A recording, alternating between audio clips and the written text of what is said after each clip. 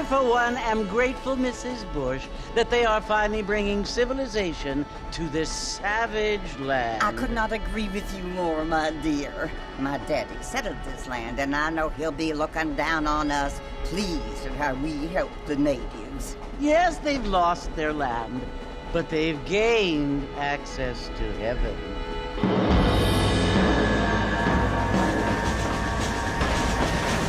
But, Father, do you mean unless an innocent receives communion, they're destined to go to hell?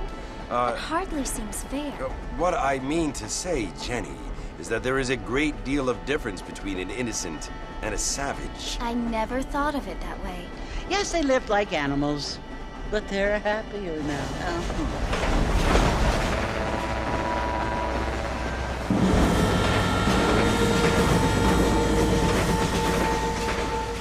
Not only do people now have motor cars, Father, but I heard that pretty soon we will be able to fly. No, only angels can fly, Jenny. No, apparently people can fly. Didn't you hear? Out in Kansas, a man even got a car to fly. I hardly think so, Jenny.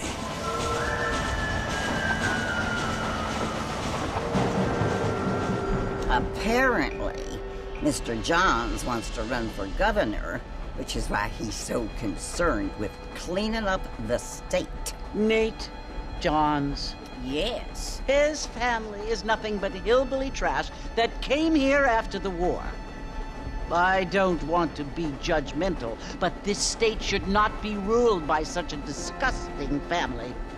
A family without class. Apparently.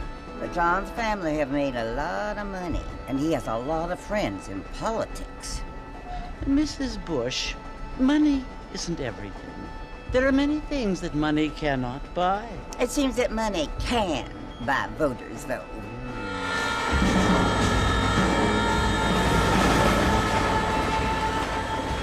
What you must remember, my dear, is that we have been brought here to spread the word. And the word and civilization, they are the same thing. They are the gifts. It is the opportunity we have, the chance to live among people who are decent and who do not kill each other, and who let you worship in peace. It's so confusing, Father. Sometimes I find it impossible to make the distinction between a loving act and a hateful one. I mean, they often seem to be the same thing. Yes, Jenny, it is confusing. But you only have to ask me if you need help. Indeed. Well, here we are, Mrs. Bush. Armadillo.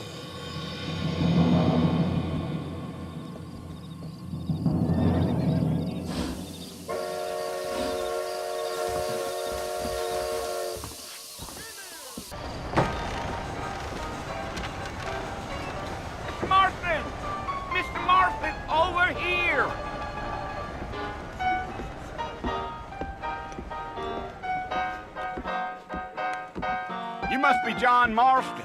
Sometimes. I'm Jake. Your friends from Blackwater hired me to guide you. They ain't my friends, but pleased to meet you, Jake. I got the horses saddled up and ready out front.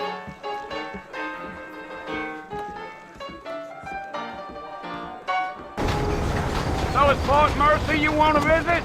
That's right. Ain't taking nobody up to the fort in a long time.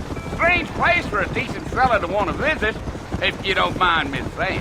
Who said I was a decent fella? It's been abandoned for years now. Folks say it was built during the Mexican War. What kinds of soldiers around back then? Why'd they leave? Well, I ain't entirely sure. I heard they had to go up north to fight Indians, or maybe they got tired of being soldiers and went looking for gold. You know how things is. So what are you doing up at the fort? I'm looking for an old friend. Well, like I says, you ain't gonna find many folk round those parts these days. Those you do find are about as sociable as an ulcerated back tooth. I mean, I ain't one to judge a man by the company he keeps, but... Well, he ain't been friends for a long time. Are you planning on spending any time in Armadillo, Mr. Marston? I doubt it. I ain't planning on staying very long. Well, if you're fixing for some female company, you can do a lot worse than Armadillo. Fine as cream gravy they are. Not like Thieves' Landing. Dang, those girls ain't even fit for a drinking man to hole up with. I'm a married man, I'm afraid. Ain't we all? Yeah, so it was the marshal who hired me. Lee Johnson, do you know him?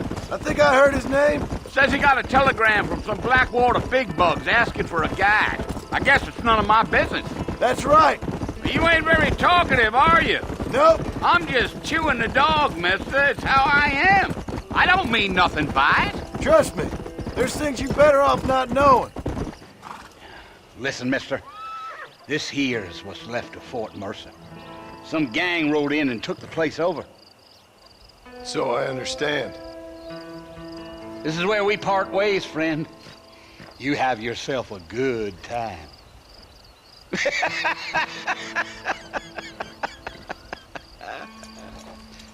Bill! Bill, I've come for you! Bill Williamson! Come out here right now! Go away now, John. Don't make me kill you. Nobody needs to kill anyone, Bill. You must think I was born yesterday. You always did think I was an idiot. That ain't fair, Bill. You were as my brother. I've come to try to save you. Oh. Do I look like I need saving? Bill, please. They want to kill us all. I can help you. Well, you never tried to save me before. You only seemed to save yourself. Bill, I implore you think about this. You implore me? You implore me. You always were one for fancy words. Oh. Well, things are different now, John. Now I'm in charge. No more Dutch. And no more you. Implores. I implores you to go back and tell them to send someone just a little bit more impressive next time. Well? Oh. Poor John.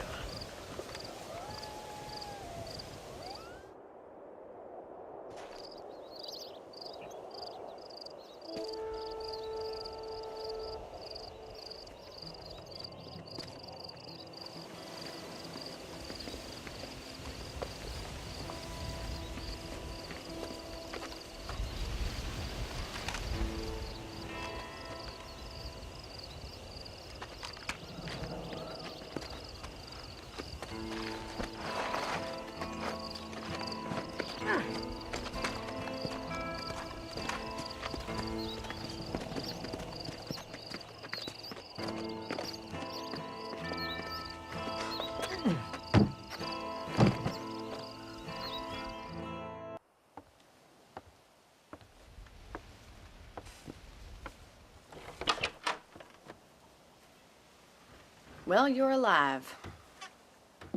So it would seem. So, how do you feel? I don't know the polite word for it. I do. Stupid is the word we use around here. What were you doing? I was doing something stupid. Well, you'll be okay. Once you didn't die, the doctor said you'd be fine. He got the bullets out a couple days ago. Good. It cost us $15. I'm sorry, madam. Should have left me there to die. Did you want to die?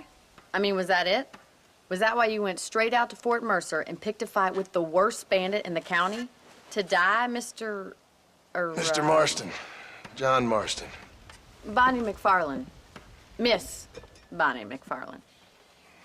Well, you may be right, Miss McFarland. I don't know. Huh.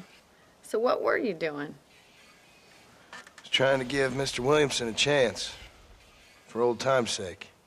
You know Bill Williamson? Knew him. Long time ago. Well, what was he like? Dumb. Just like you. Thank you, miss. See my hat? I have. And, what will you do now? Now I'm gonna take my time and go after him the less kind way. Well, that sounds very fun, Mr. Marston. Quite heroic, just like in those penny dreadfuls my brother used to read. Meanwhile, if you'll excuse me, I've got a ranch to run. Of course, if you're feeling better, why not take a ride with me later? Help me patrol the perimeter. You can earn back some of that money we wasted on doctor's bills. Of course. And thank you for saving my life, I mean. Next time, Mr. Marston, I strongly recommend you don't try to lose it quite so earnestly. I'll bear that in mind. Mr. Marston, back in the land of the living, I see. Figured it's about time I started paying back that $15. Well, no time to waste. The horses are saddled up over here.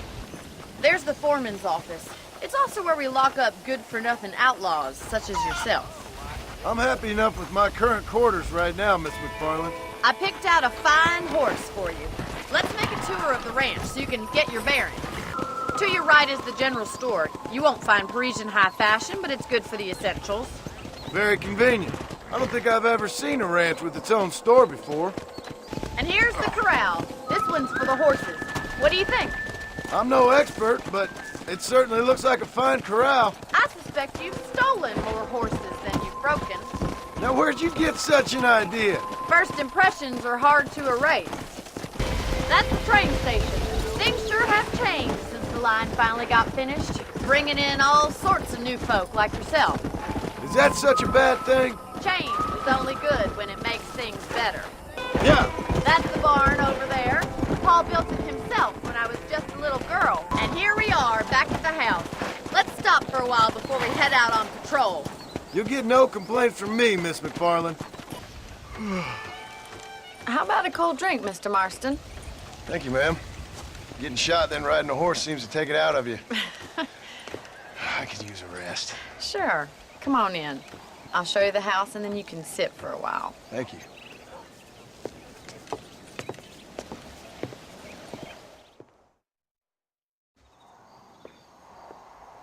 Mr. Marston. Miss McFarland. Remember me telling you about the trouble we've been having with rustlers and other undesirables? I do.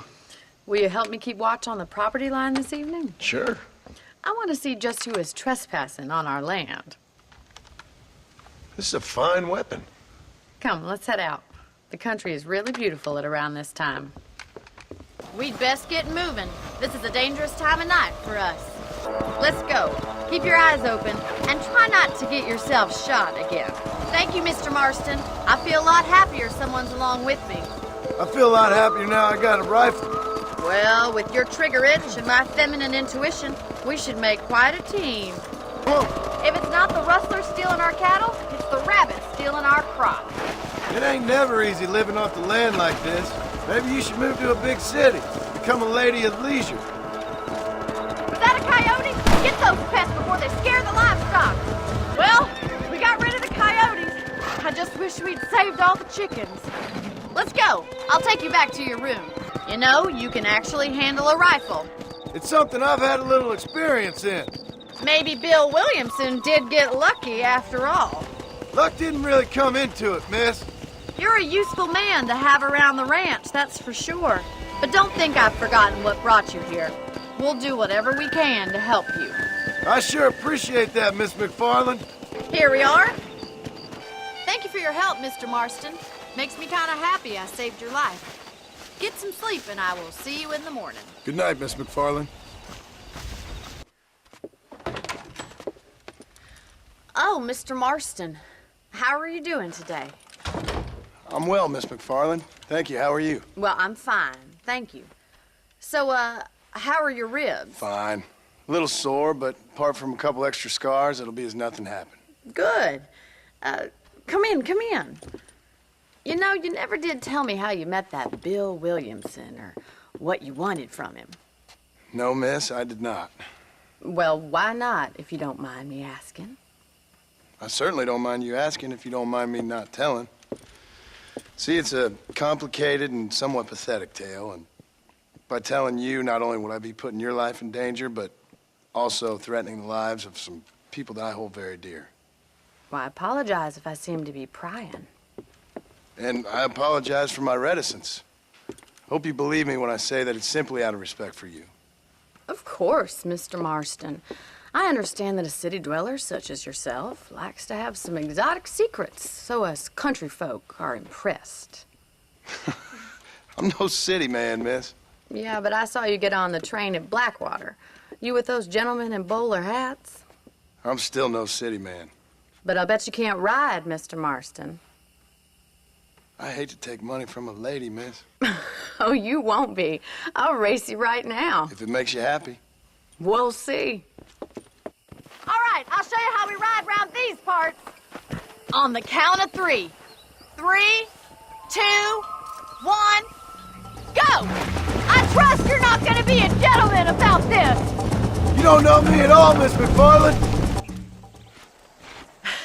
That was fun. Sure. You know, you should go pay the marshal a visit in Armadillo sometime. I'm sure he could help you deal with that nice Mr. Williamson. Yeah, I might just do that, Miss McFarland. You do whatever you think's best, Mr. Marston. Ah, Mr. Marston, how are you? Good, Miss McFarland. How are you? I'm well. Would you mind riding with me to Armadillo? I've got to get some supplies and I could do with the company. Of course. You can take the reins. It wouldn't do for a terrifying bounty hunter such as yourself to be seen driven around by a woman. Hop on up, Mr. Marston. You're looking much better, considering you were almost buzzard food a couple days ago. I have you to thank for that, miss. So do tell me, have you needlessly risked your life since we last spoke? No, miss, I have not. Well, that's a relief. Perhaps there's hope for you yet. I wouldn't bet on it. Oh, there's always hope, Mr. Marston. You can't be a rancher in this kind of country if you don't believe that. An admirable attitude, miss. I suppose so. I can't think of any other way to stay sane, to be frank. What about you? Have you ever given up hope altogether? Hope hasn't really entered into it. It's not really something I think about. A peculiar outlook. I can't really say I understand you. I can't always say I do either. Oh, don't be so deliberately enigmatic. I'm not, miss. Yes, you are. You are being deliberately obscure as a substitute for having a personality. I just know there are two theories to arguing with women, and neither one works. I'm not even going to dignify that gibberish with a response. I think it's kind of funny I found you dying on the side of the road and now you're driving me into town. You have a strange sense of humor. Well, you must admit, it's an unusual start to a friendship. I didn't realize we were friends, Miss McFarland. Oh, please. Now who's being funny? Listen, I know that business with Williamson is your business, but I don't know. You've been good to us, and I don't think you're a bad man. A little stupid, perhaps, but not rotten. I just worry about you gallivanting around these parts like you're some kind of deranged bounty hunter. Like Paul always says, don't go waking snakes. I appreciate your concern for us lesser mortals, Miss McFarland. I really do. And if there was any other way out, I'd take it. I can assure you of that. So this is Armadillo. Manhattan it is not, but it does okay for us.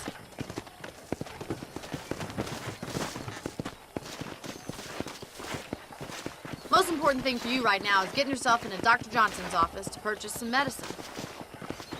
The first one's on me. Thank you, miss. I'll pay you back. I'm sure you shall. The doc's a good fellow. He saved your life, so be polite to him. Meet me in front of the general store when you're done. Well, thanks for driving me.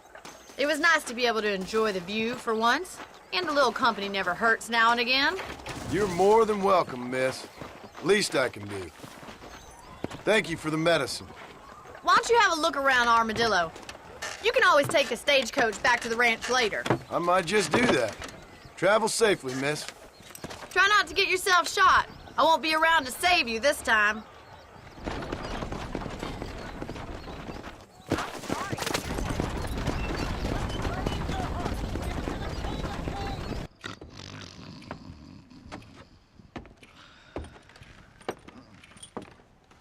Excuse me. Hey, you got a visitor.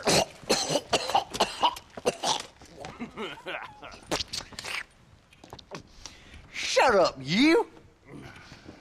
Now, what you want? My name's John Marston. You wanted to speak to me. I did? Apparently so. Why? I guess because we're both in the business of the law.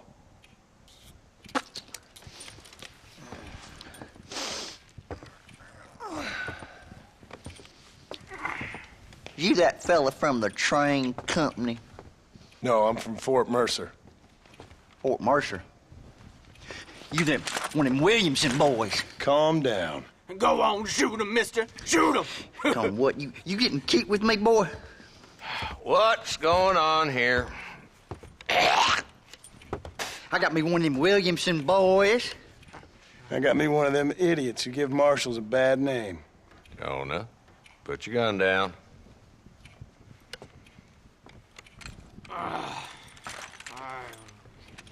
You must be the man from Blackwater. Yes, sir. Listen, that dog ain't too bright, but he seems loyal. Jonah, get out of here for a minute. Yes, sir, Mr. Johnson, sir. And you. Oh, I done seen enough of your hide around here, friend. I think there's some school children down the way you can go and frighten. Oh, hardy fucking har. Dickhead. What are you doing here, Mr. Marston? Apart from frightening my deputies. I'm here to capture or kill Bill Williamson. Okay. Can you help me? He's outside my jurisdiction. He's in the next county. Of course, Bill Williamson and his boys have tended to keep themselves away from my town. So you're happy to have him out there? Well, I ain't happy, but I also ain't suicidal. My job is to keep this town safe, not clean up all of these 3 counties. It's hard enough around here. You know, I hear you speak, and suddenly I'm reminded of how some of the people I respected most in my life had a problem with authority. What's wrong with you? Well, I'm sure you and your fine friends have enjoyed spending your time running around pursuing noble causes. My cause is to keep this town from turning into a living hell for the folks who live here. Whole world has problems, mister, and I'm here doing what I can. Why? What's happening? Right now, I got the railway, the people who pay my salary, trying to get me to turn a blind eye to them burning down settlements up there. I got a bunch of cattle rustlers out near Box Canyon needs shutting down. Not forgetting the gang that keeps murdering homesteaders out in the back country. And I got a bunch of hoods over in the saloon, drunk, threatening to shoot up the whole town. That's all I got today. But it's early yet. Give me a couple more days. There'll be more. All right, tell you what.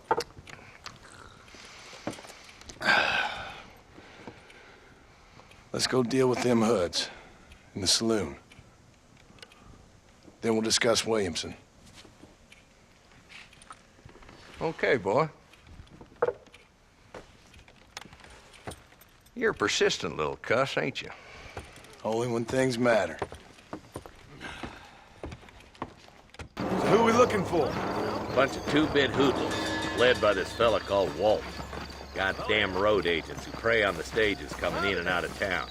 Drivers in Armadillo spend more time with their hands in the air than on the reins these days. And you're happy to let them drink in your saloon? Happy? No. But the way I figure it, better they're carousing in there than out robbing decent folk. That's an interesting approach to law enforcement. There's the dumb rat bastard now. Let's follow him. See what kind of hole he crawls into.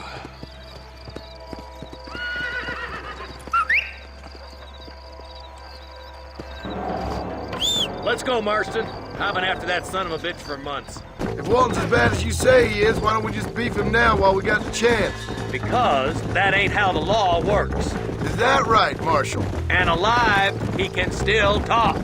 Doesn't sound like he's a man to be reasoned with. He ain't.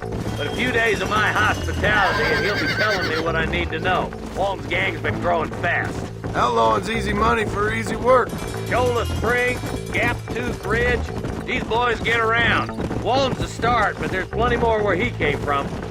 He's headed for Pleasant's house. Let's stop so we can get a better look.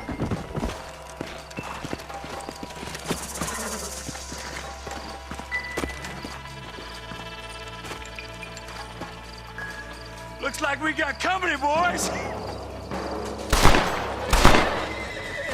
Damn! Take cover! We'll work our way up this hill. Not a bad shot, Mr. Marston. Why don't you check in with me next time you're in town? I don't want to be no policeman, Marshal. Nor did I, my friend. I can promise you that. I'll see you soon, Mr. Marston. Hello? Hello? Is Armadillo 731? What is it with these things? Hello? It's a new line. Hello? Hello? Sounds fun. What's happening? I have no idea. Yeah, if it's important, they'll send someone down like they did with you. Suddenly, the world is full of theys. Yeah. I remember when we first got here. We used to consider people from Dade County to be exotic. Now guys can get here from the Midwest, and they can do it in 6 days. Things have changed. They've gotten away from me. Hello? I don't understand it no more, boy. Honest to goodness. I'm not sure I do. Marshal! Marshal! Marshal! I'd just been up in the canyon, spying like you said. I think I seen me a couple of them rustlers. I think it was the Ballard twins and a couple of Mexicans. They up there right now?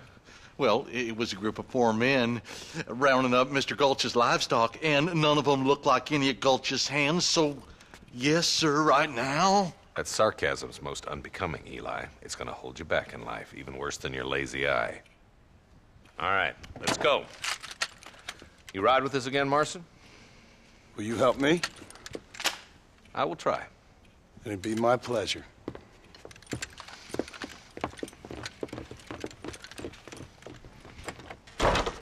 How long you been working for the government, Marston? I don't work for the government. Well, I got a telegram from some federal clowns in Blackwater that says otherwise. Are you some kind of vigilante? You don't look like no government boy. I guess it's complicated. I came because it was made impossible for me not to. You sure are a tight-lipped son of a bitch, mister. I guess I am. I ain't gonna dig this hole no deeper. Ain't you all proud and superior? Don't forget you need us more than we need you. Bill Williamson folded you up like an empty purse the last time, if I remember correctly. Simmer down, Jonah. Listen to your boss, Jonah. There's a good boy. Otherwise, I'll put a hole in your hillbilly head and watch your tiny brain drain out. I'll be honest with you, Marston. I ain't for all this government interference. Believe me, Marshal, neither am I. I try to keep the federal boys happy. I mean, we need all the help we can get. But what does a flannel-mouthed city boy who's never forked a bale of hay in his life know about a state like New Austin? Nothing, I reckon. All this manifest destiny hogwash, taming a wild land. We're nearly there. Keep your eyes out for the bollards. All right, leave the horses here and follow me. Be ready, boys. We're probably going to be outnumbered. And those bastards ain't short on firepower, neither. Let's see how many there are. If we can take them alive, good. If not, smoke the sons of bitches. Music to my ears, Marshal. Let's split up. You take the left, boys. I'll go right. Marston, you can go with the deputies or cover me. This looks as good a spot as any. Gather around and listen up. Let's try to sneak up on them. The closer we are, the less chance they have of making a run for it. Looks like the bollards won't be rustling again anytime soon. Quick, let's get those hostages freed. Thanks, Marshal. We're indebted to you with our lives. Just get them cattle back safe. All right. Oh, thank you. Oh, thank you so much. Thank you. Well done, Mr. Marston. Yes, well done. Now, about Williamson. I'll do what I can. You know, as you can see, this country is infested with all manner of scum. Say that again. Well, one other thing, Marston. Mr. Johnson, sir. It's Mr. Wes Dickens. He's missing. Who? Mr. Wes Dickens, the tonics merchant. He was due in town last week. Oh, the narcotic and bat piss salesman. Khan's housewives out of their money with promises of eternal youth. Yes, him, but I think you're being a little unfair. He's helped a great many of the county, and many of the townsfolk are really missing him. You hear that, Marston? We just butchered a gang of thieves, and the town is up in arms about a missing snake oil merchant. I am so glad to be serving such a wise and respectable people. Come on, Eli.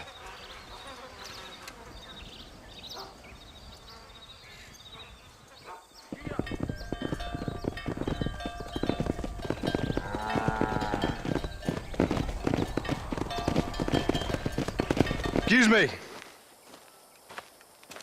Excuse me, sir. You need help? Mister, you alive? Fuck. God damn it. Good heavens. Excuse me?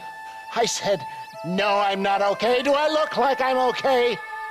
You look pretty good for a corpse. Praise be. Move up, mister. Time to get you to a doctor or an undertaker. Whichever you need once we get to town. St. Peter, open up them pearly gates. I'm coming home. Come on, mister. Come on.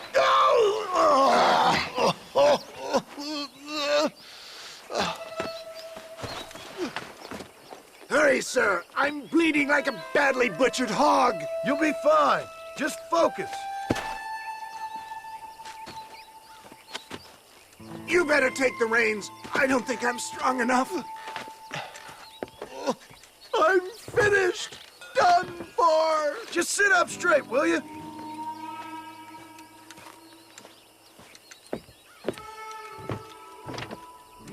What is your name, friend? John Marston. Oh, good God! Out of the frying pan into the fire! Excuse me? How many outlaws can a man encounter in one day? You must have me mistaken with somebody else, friend. What the hell happened to you? Bandits! Hoodlums!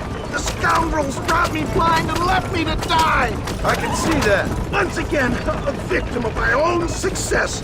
They seem a man in a well-cut suit and this happens. Do you know who they were? No idea. I'm not the kind of man who has enemies. I knew you'd come. What? I knew this wasn't my time. He has a greater purpose for me. You're delirious and plain dumb, friend. There's Armadillo! Master John! Master! Death, I embrace you. For Christ's sakes, man, you're gonna be fine. We're nearly there. Take me into your arms. We're here. Stay with me. Oh, where the devil are we? Armadillo. We made it safe, you'll be happy to know. Thank you, sir. Thank you. You're a gentleman and a true man of honor. Coming from you, I doubt that means much, but I appreciate the civility. I owe you, sir. And I always pay my debts. Jesus. But if I die, I'm sorry for it. If not, I'll be your man for... Let's get you fixed up first. Then we'll decide what you're my man for. And I can tell you with no uncertainty that miracle cures are no laughing matter. I bid you good day, sir. Oh, Mr. Marston, good to see you. How have you been keeping? I'm well, Mr. Mr. West Dickens. Nigel West Dickens of East Cheap, London, New Waverly, New York, and Armadillo, New Austin. At your service. At my service. At everyone's service. At the service of science, of knowledge, of life. How are your wounds? Much, much better. But then they would be. Would be? I know a cure for all ailments, Mr. Marston. Ah, I'm sure you do. And I'm sure for just $2 an ounce, I could live forever.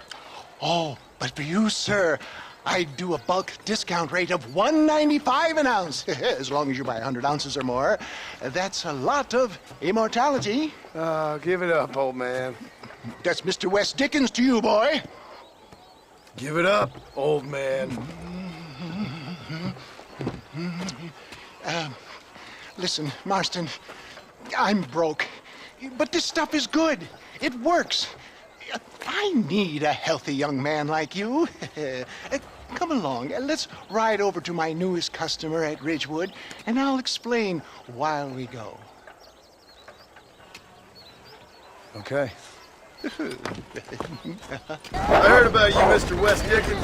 And I about you, John Marston. Hoodwinking the weak, gullible out of their hard-earned money. My dear boy, it is you who is gullible, if I may be so bold. For the love of God, try to stay on the road. For heeding such ill-informed scuttlebutt. Get back on the road! We'll have nothing left by the time we get to Ridgewood. You're as full of wind as a horse with the colic. I have been blessed with the gifted language, and for that I will not apologize. But the West Dickens elixirs speak for themselves. My thousands of happy customers attest to that. Those men trying to kill you didn't look so happy. If my tonic is such a sham, how do you explain the fine mettle in which you find me? Last time you saw me, I was knocking at death's door. You should thank the doctor for that. I reckon you were acting it up worse than it was. Act I can, John. A more convincing Othello there has never been. And so shall you, a fair Iago or Cassio make. I don't like the sound of this. Showmanship, John. The flourish, the bow. We are operating in a competitive marketplace. Our product must stand out. And how does this involve me? We're going to use your God-given talents to our advantage. I'm really starting to regret I'll drop this. you off at the outskirts of Ridgewood. That way, it won't look like we came together.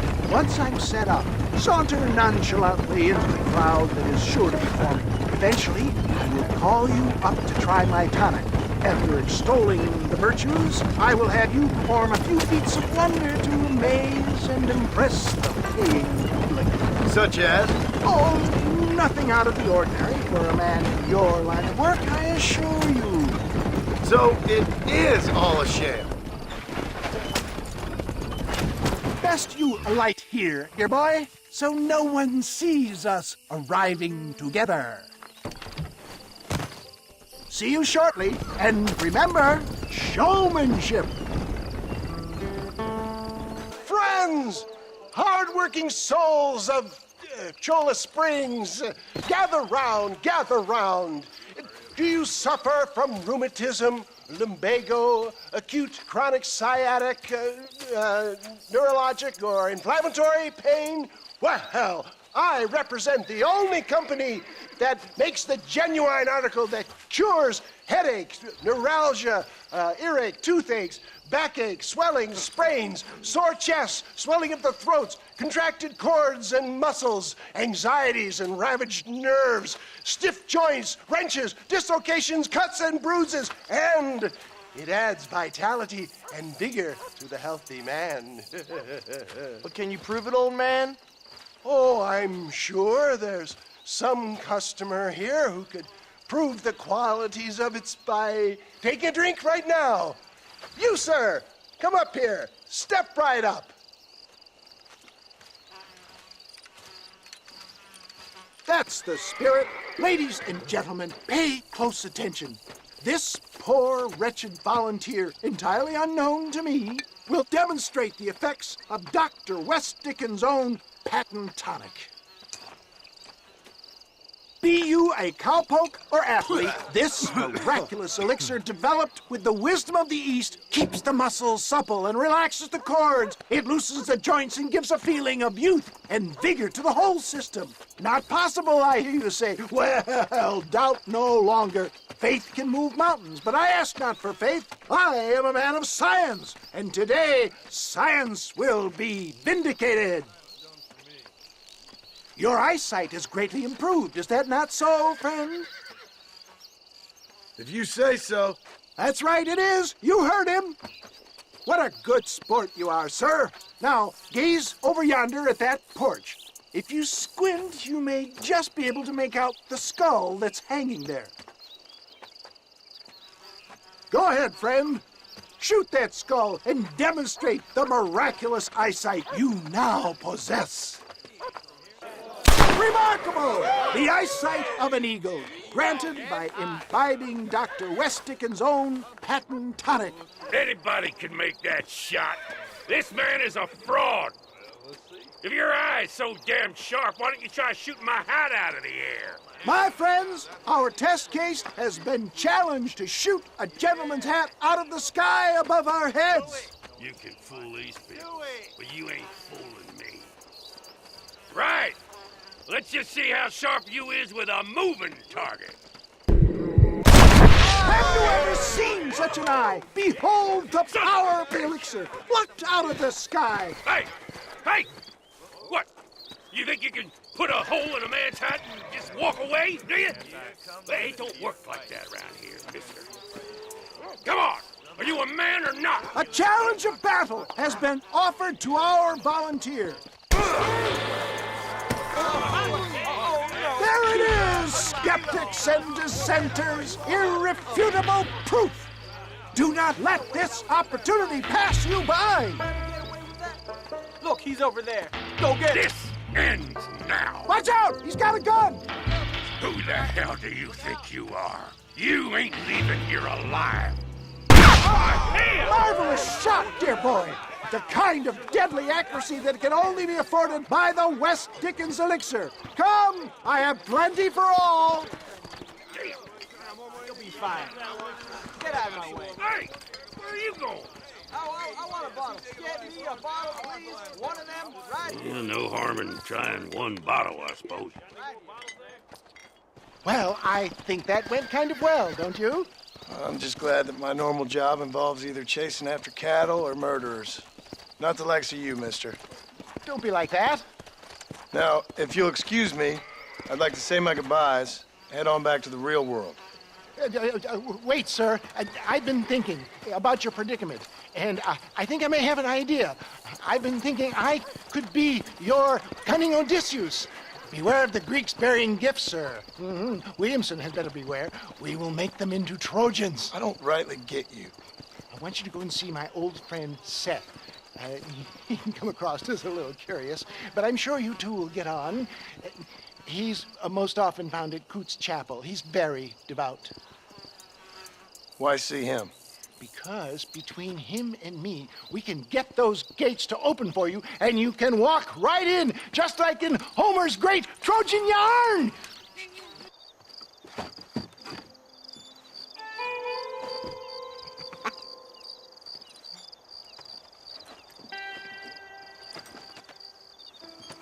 Excuse me, are you Seth? Who are you? I'm a friend of Mr. West Dickens. My name's Marston. John Marston.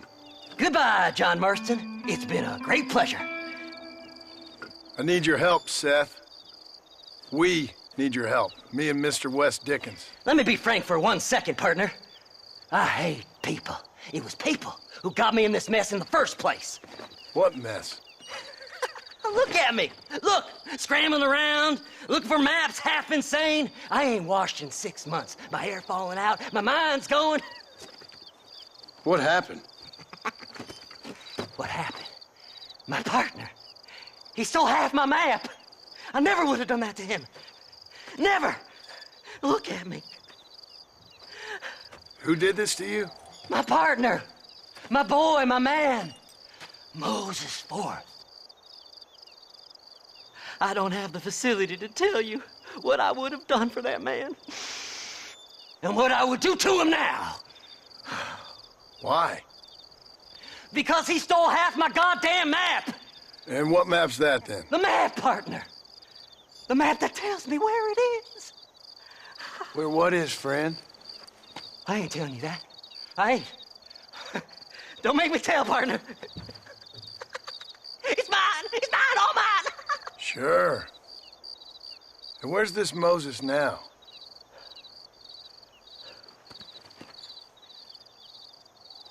He's at Benedict Point. The law got him for exhuming. Some people, they feel differently. Not Moses. Him and me are the same. The self-same. Well, come on, Seth. Let's go see Moses, get you your map back. Then maybe you'll help me.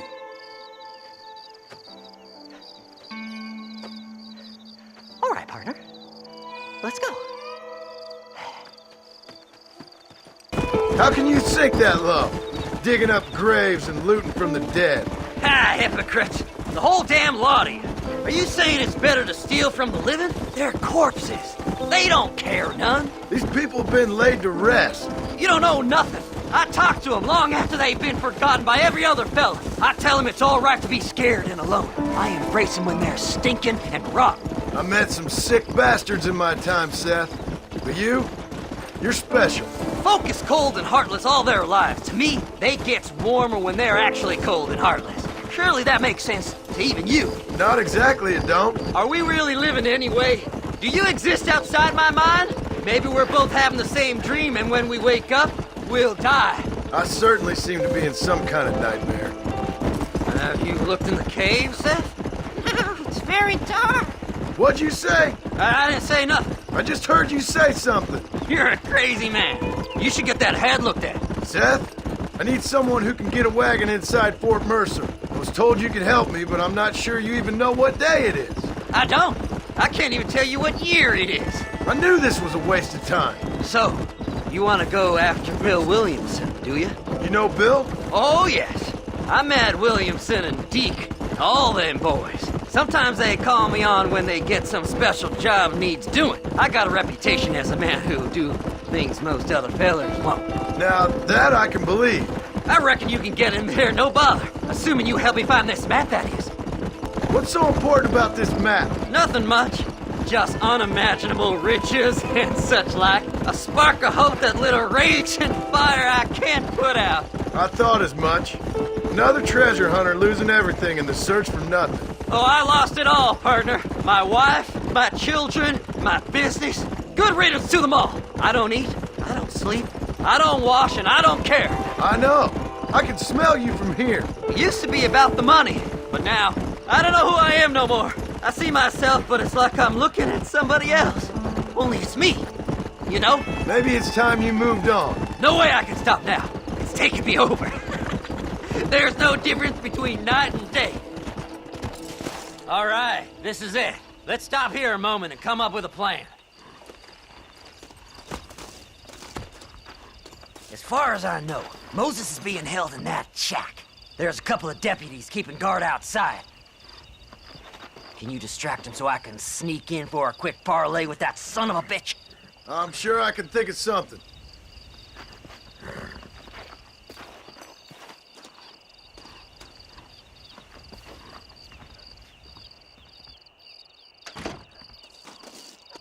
Lead them away from the shack and out of sight. Somewhere out past that hill. Good job getting rid of them clowns. Now keep an eye out in case they come back. Moses? Oh, Moses! You got a visitor! Oh my God, Seth. They arrested me. It weren't my fault. Ah! Get the hell away from me! Get that slippery bastard! I need him alive, though! Moses, you son of a bitch! Where's my damn map? Damn you, Seth! Damn you, Seth! You've always been a twisty little freak. I ain't telling you shit. Ah! Then I'm gonna cut you up piece by piece. Till you find your tongue. Friend, this man's gone crazy in the sun. I suggest you take my advice and start talking. Shut up, Marston! I want to cut into a bona fide man's flesh. Ain't never cut into a live one before. Odd Fellow's Rest. It's in Odd Fellow's Rest. Now, get away from me once and for all. Well, ain't that a damn shame? I was starting to enjoy myself. I think you gone pissed yourself, Moses.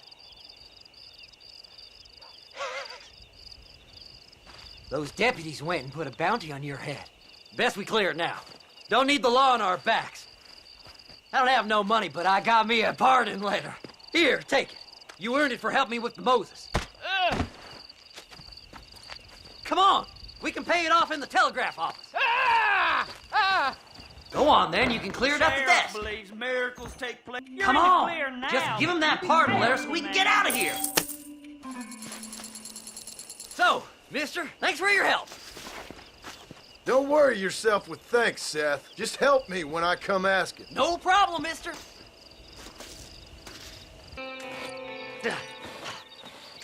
Seth, Hey, John. Hey, partner. get what you need? You ready to help me? Not quite. Not quite ready. Yeah. You see, I wasted a bunch of time looking for that last bit of map. And I got to thinking, Moses was a liar. And I imagined myself doing all kinds of unpleasant things to his corpse. And then I realized... Realized you were sick in the head? That you needed to move on with your own limited time on Earth? No, partner. I realized Moses weren't no liar. The issue was Aiden O'Leary, who said he had the body. Aiden died in that flu epidemic, and the bodies weren't even buried yet. Got the body sitting in the back of that wagon behind you? Yes, sir. You're not even gonna wait until they're buried before you... Well, they don't care, do you, boys? Honest folk off to a better place. Apart from that Aiden O'Leary fella, I never liked him. They say he lay with his sister. I don't like women, partner. I don't. Not since Mammy died. Seth, what are you gonna do with those bodies? I'm gonna take them back to a nice quiet spot and look for the map. I needs the map, partner. I needs it. Let's go! We ain't the only ones with an interest in these here fellers. Can't wait to get my hands on these. Find someplace quiet near Tumbleweed. I got a feeling the treasure's around there somewhere. Keep to the left. We don't want to roll through town with these bodies. By the way, I saw Wes Dickey. He told me there's no ammunition in that machine gun here. Sounds like I need to pay Irish another visit. Where are you? Come on, don't be shy. What did you say? I didn't say nothing. Are you talking to them? So what if I am? I feel less alone with them than in a crowd of people. The way I see it, they lost their souls, just like me. You're truly a sick man, Seth. You remind me of why I hate people. For a man who kills so much, you sure seem to have a problem with the dead. Life kills everyone in the end. They ain't so different from you and me. Aside from them being dead and rotting, I guess they ain't. All right, Seth, calm down. You talk to the corpses and I'll drive the wagon. They're coming after us! Get us out of here! Fast as you can, partner! I'll search these bodies as we go! Woo! Somebody needs a new cologne. Yeah! This feller had a few bucks on him. There, my friend. I won't hurt you. No need for money where you're going, friend. You're stiff as a board. Relax. I just want a little look-see. We're just going on a little trip. Make a left! Yes! Here it is! I got the map, mister! I got it! Looks like the treasure's in Tumbleweed! That's where I was headed! It's fate! Keep going! We're almost there! Thanks, mister. I reckon I'll sit here a while trying to figure this out. I'm gonna be rich! When you're done with that, get over to Fort Mercer. I need you inside that place. After I find my treasure, mister!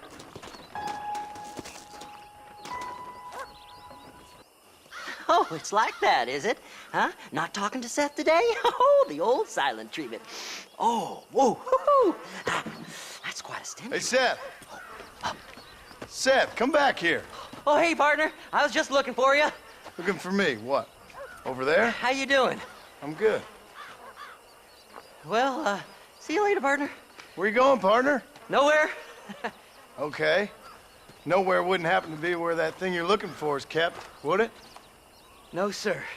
No, sir. Come on, partner. Okay, I was just fooling. Partner, you know, the thought of that treasure does funny things to me. According to the map, it's somewhere in that big abandoned house. You gotta get in that house. The treasure's in there somewhere. Finally, I see the light at the end of this very long, long tunnel. Seth's gonna be rich after all these years. It's silk sheets and Parisian whores from now on, mister.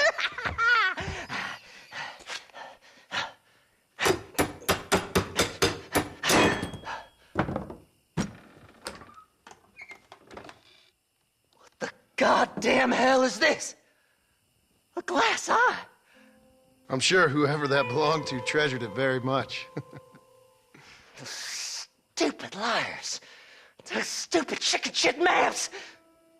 Making a damn fool of me. A glass eye! It's a glass eye! Stop with the tears and help me with Williamson's gang. And you can come up with another excuse to go exhume one of your old friends.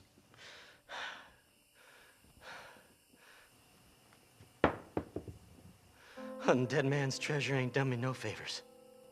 Sure. I'm ready for the living. I'll see you and Mr. West Dickens over at Fort Mercer when you gentlemen is ready.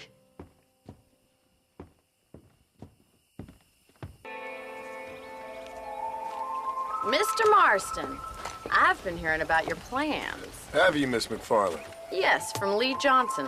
To settle here and build a life for yourself. I'm afraid those aren't my plans. See, I already have a life. Well, I had one, and I'm trying to reclaim it. Or maybe what you could say is I had two, and I'm trying to end one of them so the other can survive. You do so love to talk in riddles, Mr. Marston.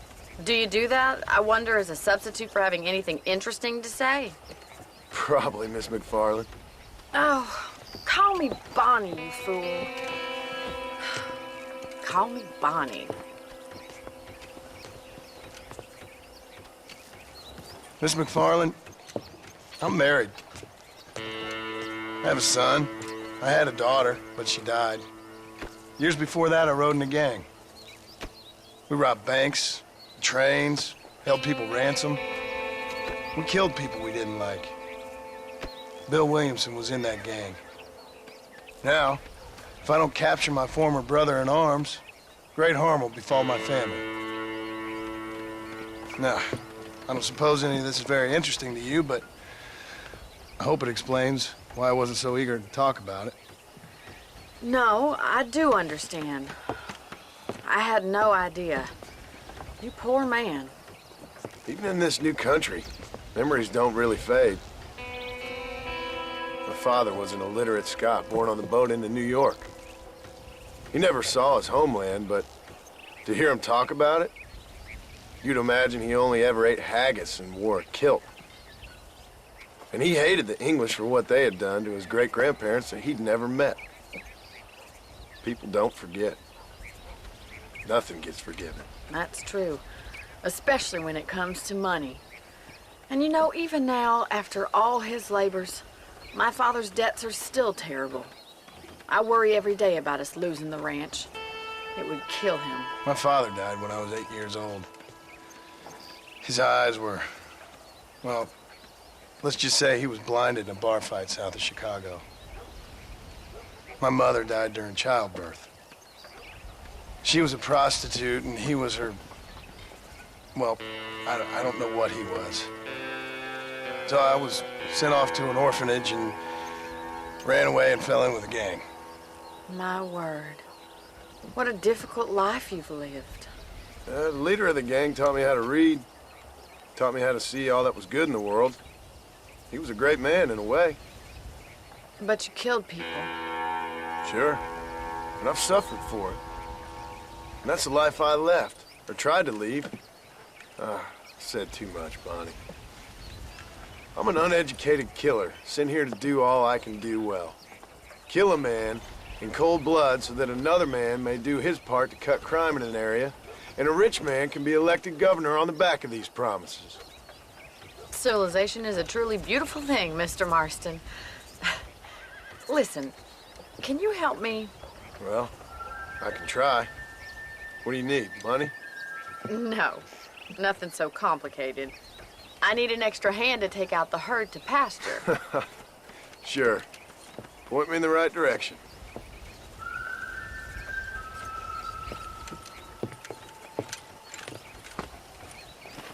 All right, let's head over to the cow pen. It's about time a budding farmer such as yourself learned how to herd cattle.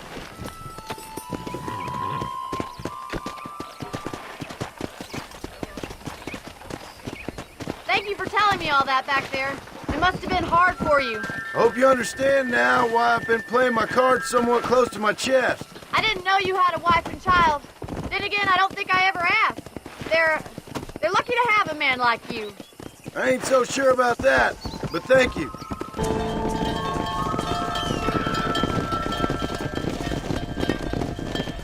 You're not bad with the herd. Ranching might be your true calling, Mr. Marston. Either that, or you were a cow in a past life. Thank you, Miss McFarland. I'll see you later. I have work to do back at the ranch. Well, hello, Mr. Marston. How are you? Fine, thank you. How are you? I'm fine, thank you. Did you meet my father? John Marston, this is my father, Drew McFarland. Pleasure to meet you, Mr. Marston. Please. So, my daughter informs me that you're here on some secret mission to remove some undesirables from the county. Something like that. I'm grateful for the hospitality, sir. Well, you know, we've lived here for 30 years now.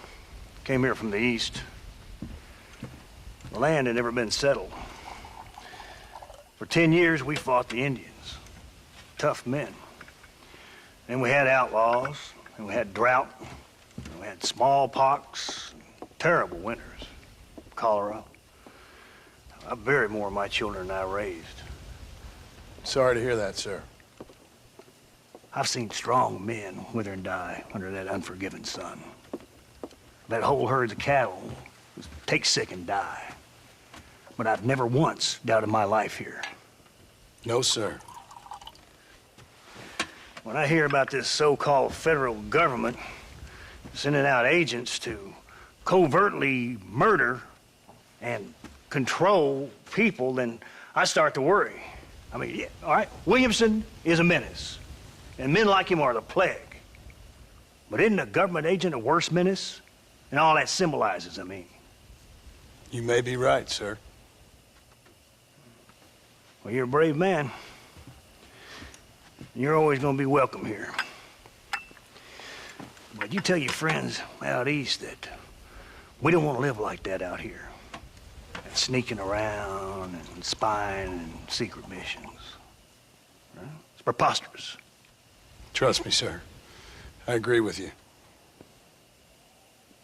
Good. Good. Well, we won't insult you any further. Come on, Bonnie, we got things to do. Mr. Marston, do you want to join us? It's Daddy's favorite pastime. Apart from political discourse, that is. What is? Breaking in horses. Come on. I hear you're a pretty decent rider. For a city dweller, that is.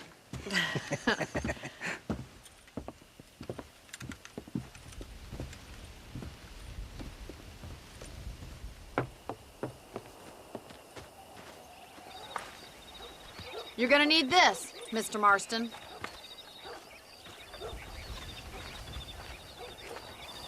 Let's see if we can put that new lasso of yours to good use. That ranch hand said there's a pack of wild horses nearby.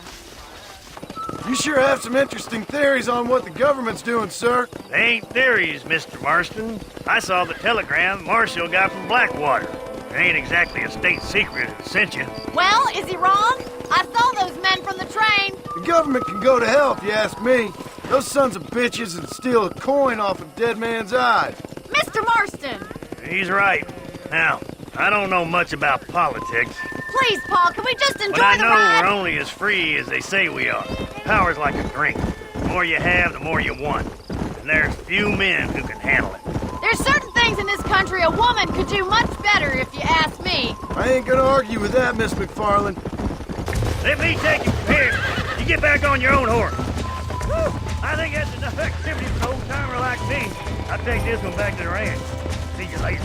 Come on, then. Let's see if you can get another one. You got him eating out of your hand. Nice work. I think that'll do it for today. Let's get back to the ranch. I like your father. I'm glad. He's quite a character. You have a good life here. The life I want. For me and my family, I mean. We don't have a lot anymore. You have enough. It's one that gets so many folks in trouble. It'll sap your spirit and make you... Well done, Mr. Marston. These are fine horses. Hey, Bonnie. Amos was saying some horses been spotted somewhere outside of Armadillo. Let's go, Mr. Marston. We can really do with those horses. Come on, Mr. Marston. Let's head for Armadillo. You never did tell me why you were never married. Aside from the snobbery, that is. You sure asked a lot. I'm just surprised, that's all. You must have been quite a catch. The fact that you're talking in the past says it all. No, that's not what I mean. You must have had some suitors, that's all I'm saying. Some, I suppose. Here and there. A ranch in the middle of Hennigan's Stead ain't really the place to find a husband. Amos, he's a little, well, you know, countrified. Where'd you get your airs and graces, Miss McFarland? From a couple of cheap governesses Pa hired to save us from being savages. I'd like to talk about more than just cattle and chickens sometimes, that's all. And after my brother left, it was up to me to become the man of the ranch. He'd never admit it, but my pa's a lot frailer than he looks. You're worth two of any man I know, miss. I'll try to take that as a compliment. In many ways, my wife is kind of like you, Miss McFarland. Is that so? She's always been a woman in a man's world. You don't talk about her very much. It's kind of painful, but she's never far from my thoughts. Looks like the ranch hand's up ahead. Let's drive them up the canyon, where it narrows. We'll trap them there. Wait for my signal, and don't let those horses out of your sight. I'll see you there, miss.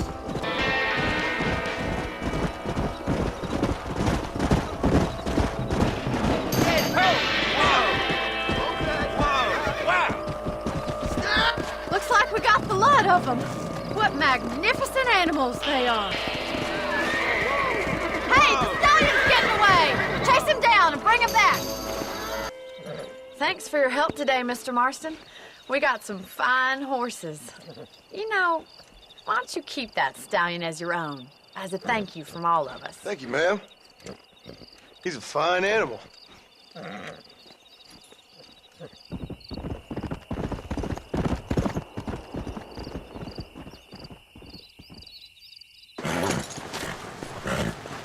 Come on, let's go! Amos! Get him in there! Come on!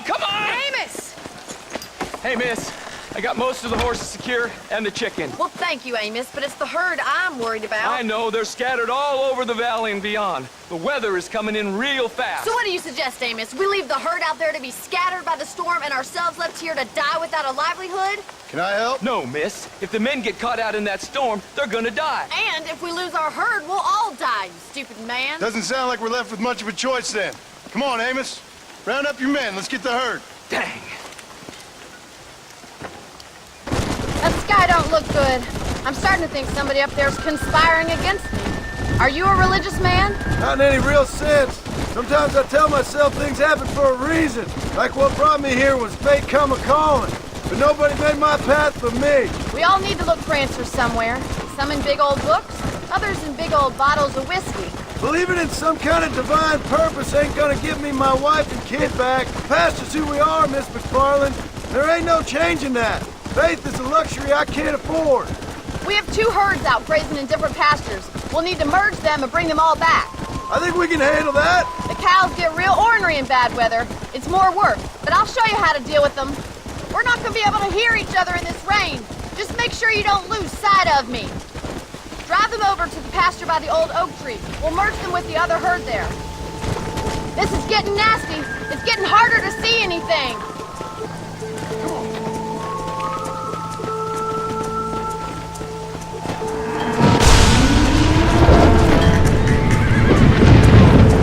There's spooks! We have to stop the stampede and...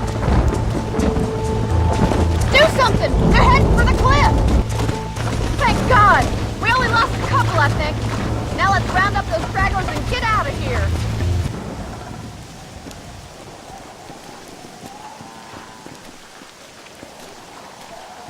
You saved the herd back there. You might make a decent rancher one day. Thank you, Miss McFarland. Excuse me, Mr. Marston. Have you seen my father anywhere? No. He went out this morning to ride the land and was supposed to be back hours ago. I don't know. The ranch hands have been out looking, but so far they found nothing. Well, come on, let's go look for him. Let's head out. He couldn't have gotten far. I've got a bad feeling about this. It's not like him to be away for so long. Don't worry. We'll find him. He's not as young as he used to be. What if he's hurt himself? father can still handle himself just fine, Miss McFarland. He's built like an oak. You're probably right, but I can't help worrying. He's all I've got. Don't you have any brothers or sisters, Miss McFarland? I had 6 brothers, but 5 of them died, either from sickness or foolish choices. And the other one? He left for the East and never came back. Must be getting on for 10 years ago now. He's a high and mighty banker in New York, according to his last letter. He should be here, helping you and your pa. I don't want his help. He can live his life any way he wants. But when I see those city fellers coming in on the railway, all dressed up like a sore toe, I fear a little for his soul. He switched his saddle for a tie, and that's fine. I just never met a man in a tie I could trust. Look, I think I see someone. Daddy, what happened? Nothing nice. Rustlers, I guess. Maybe the Ballard twins, that bunch. Now you head back to the ranch right now. Fetch a wagon. Yes, sir. Marston, you watch after her. I'll do that, sir. What could have happened to those poor men? And their horses were dead, too. I think we should get back there as soon as we can. Who could have done something like that? Your boss seemed to have an idea who it was. Let's just do what he says and get the wagon. Those damn rustlers! I've got a good mind to head over to Pike's Basin myself. I don't think that's a good idea. And you're no better. How many men have you killed? Do you really want to know? It's disgusting. You never met the men I killed. I heard the way you talk about that gang you were in, like there was some twisted morality to what you did. We all have a code. Only some of us don't realize. The outlaw with the code? How wonderfully romantic. The reluctant murderer, the noble criminal. There's nothing more depressing than a man who's found a way to think the bad into good. Look, Mr. Marston, the barn is on fire. We can't get through the doors. It's too dangerous. We've got to get to the horses. Come on. We have to find another way to get in there. We did it! Now get the horses out!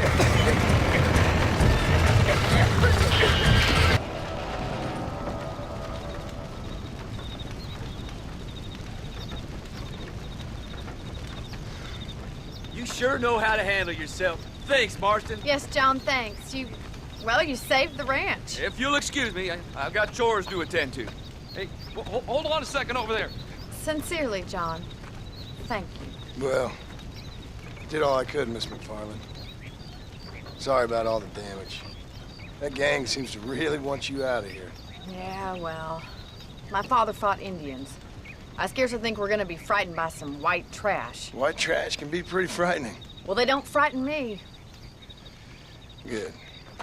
John, my family owes you a great debt. I think you got enough debt. You saved my life. All I ask of you is this. If I get back home and get my farm started back up, you'll sell me some cattle. I prefer doing business with people I know. Of course, Mr. Marston. It'd be my pleasure. Well, you get some rest. I've got to go see how my father's bearing up.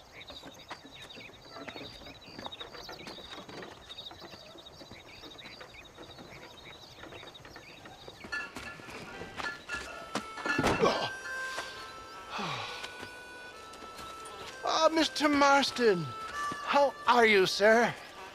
I'm all right. I met up with your friend, Seth. Oh, Seth of the Dead. Yes, interesting fellow. You don't meet many men these days with the moral fortitude to cut straight to the chase like that, do you? Thankfully not, Mr. West Dickens. Yes, contemporary society is remarkably harsh on professional exhumers. But did you know that in ancient Egypt, it was an art form valued more highly than literature? I believe Seth comes from that school of thought. How very interesting. Look, you thought any more about our plan? Your plan, dear boy. Your plan. I am merely the help, not mercifully the arbiter of wisdom. What you are, dear boy, is the man whose life I've saved twice now. A man who sells lies and deceit to unwitting people. A man who, if he doesn't help me, I won't think twice about putting a bullet through his skull, feeding to the vultures myself. You see, Mr. Marston, you have the exterior of a violent man, but the soul of an angel, and that is what I think I cherish most about you. That's what I thought. But before we can attend to your particular problems, we need some extra lubricant to oil the machinery of business. And this being America, that lubricant with which we concern ourselves is money. Money? What are you talking about? Oh, we need weapons. Armor plate for the wagon, extra hands, and I need some danger money. So, let's sell some more of these cures. Sell cures? Around here? Do you want to see me lynched? Oh, no. The sport of kings. Racing, my friend. The sport of kings. A noble activity without reproach. Exactly the kind of activity where a lying, cheating degenerate like myself can prosper. But come, let's finish the loading and we'll discuss it as we drive. Seth is an interesting fellow, is he not? I wouldn't say interesting, more deeply disturbed. I can see why you two get along. I see the good in everybody, John. It's a flaw of mine. I have a soft spot for life's flotsam and jetsam. Connection with him, more like. You and Seth have a lot in common. You both rob people, for one. Mind you, at least he waits until they're dead. Ah, my dear boy. Nobody is more critical of drinkers than a drunk who's mended his ways. What are you talking about? Come on now, John. I've heard about you. You spent your life robbing people. It's a little inappropriate to be taking the moral high ground now. I had the courtesy to put a gun in their face. Whatever helps you sleep easily at night. We stole from those who had too much. We tried to give to those who had too little. A Robin Hood with spurs. Oh, romantic. You expect me to believe that poppycock? Maybe I'll have the good fortune to be able to leave my nefarious life behind one day and work on the government's dime. Don't talk about things you don't understand. Dear, oh dear, simmer down, my boy. You need to start appreciating your friends more. Folks around here don't see you as any different from Bill Williamson. I didn't think I'd have to huckster snake oil and dig up the dead, that's all. Take it from me, John. Collaboration is the key to success. I can help you. Seth can help you. It's business. Nothing more, nothing less. There's no need to make it quite so personal. Suits me. Anyway, John, we must talk about the race. Yes, the race. Oh, come on. Time to purge that negativity and start thinking like a winner. You're going to have a whale of a time. They've been holding these chariot races in New Austin for as long as I can remember. And we need the money. Why aren't you racing then? Me? Oh, no. Not my thing at all. You have already proved yourself more than adept at the reins, my dear boy, and under some stress. These races are Byzantine in their ferocity, and the terrain is treacherous. People will do just about anything to win. Men die. It's a marvelous spectator sport. Sounds like fun. And you are my wild card, John. They won't be expecting you. So what's your role in all this? Think of me as your spiritual guide. Do I have to? You are a free man, of course, but I strongly recommend it. Imagine, just for today, you are not an aging bounty hunter, and I am not an avant-garde business pioneer. No, sir. Today, we are gladiators. Motivation, dear boy. I'm definitely feeling motivated to get the hell out of here. Here we are, John. Gap Tooth Reach. Drivers! Y'all know the rules, but for you newcomers, this here's a fair race. Keep to your manners and let the faster cart pass. So now that's been said, y'all can get to running each other off the road like always. All right now, counting to 3. Ready, set, go!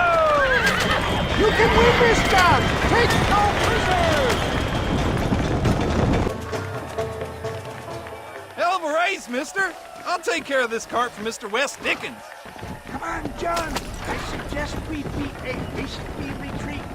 Right. Best remove ourselves from the stage before somebody decides they want their money back. Fine by me. Wasn't that fantastic? The cheers of the crowd, the thunder of the wheels. The fallen rocks, the homicidal maniacs. Oh, come on, John. Even a cold-hearted misanthrope like you must have found that just the tiniest bit exhilarating. Not the friendliest bunch, are they? They take their racing very seriously in these parts, and your participation was not entirely pre-approved. That was clear. Ah, sport, war, and heartache. The guilty pleasures of mankind since the dawn of time. I'd get away from the men we just swindled before you start waxing too lyrical. Yes, of course.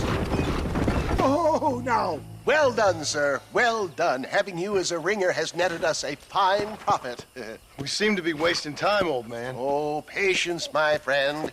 The Trojan horse cannot run before it can walk, if you'll forgive the metaphor. Next, we need to procure some grand and overwhelming firepower. And for that, you need to contact an old friend of mine. Goes by the name of Irish. Irish? Yes, he's an interesting kind of fellow. He usually can be found in Armadillo or some other town around here on some bacchanalian revel or such. Great. An alcoholic arms dealer.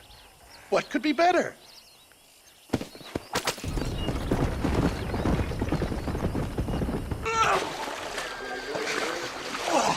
Yes, boyo, you messed up properly this time, didn't you? You little paddy bastard. You thieving McCunt. You got it all wrong, Welsh. All wrong. It was French, I promise. He said he was going to rip you off. Now he's ripping me off. Here, keep on talking there, Irish. In about 15 more seconds, your whole world's gonna turn black. What's up, boys? Fuck off, boyo. This don't concern you. When a man with a sing-song voice tells me to fuck off, it always concerns me, boyo. Look here. This paddy bastard stole our gun. Tried to steal our horses. Law's clear on the matter. I never stole nothing, sir. Never did. Not in all my life. That French cunt is playing with the Welshman's tiny and ineffective mind. Hush your mouth. Anyway, you all got horses now. No one needs to die. Leave them be. Who do you think you are, boyo? The bloody cavalry? Your voice is really starting to get on my nerves, boyo. And you're getting on my nerves. Yeah. Why don't you mind your own goddamn business?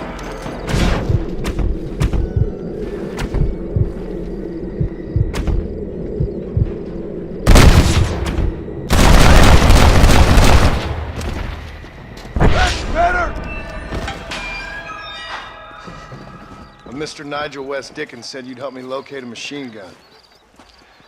And since I just saved your life... I can't thank you enough for taking care of those two degenerates. Untrustworthy, poor in personal hygiene, lacking in the finer qualities of a gentleman. What about the gun? It'd be my pleasure. She's magnificent, government issue. It'll be a bit of a ride, but we'll get there soon enough. Follow me, fella. What's your name, friend? John Marston. Stroke of luck you came along, fella. I thought I'd drunk me last breakfast there for a second. Who were those fine specimens of humanity? They was me only friends in the world. And boy, am I glad to see them bastards dead. We all met on the boat over a few years back, we did. Thick as thieves ever since, and that right there was the problem. Is it normal for friends in Europe to drown each other? Never trust a Welshman, me pa always told me. And he got his throat slit, so he should know. The kind of fellows who would steal an acorn from a blind sow and then kick her for squealing. And as for that French bastard... He didn't sound very French. Not for now. The thieving bastards are holed up at the cabin by the lake. Can't wait to see the look on their faces when we blast in there. They'll be more surprised than a slut dog with their first porcupine. You best not be lying to me. Listen, fella, I didn't ask for your help back there. I don't owe you nothing. I'll decide what you do and don't owe me. I've had enough of your overly aggressive manner, fella. You don't know who you're dealing with here. Irish, I've met enough men like you to last me a lifetime. You can make quick work of those fellas if they give you trouble. The gun's stored just inside that shack. What about you helping me out? I'll cover you from the ridge. I'm better from long range. It'll be a piece of cake, fella. Trust me. It's not here. That lying sack of shit!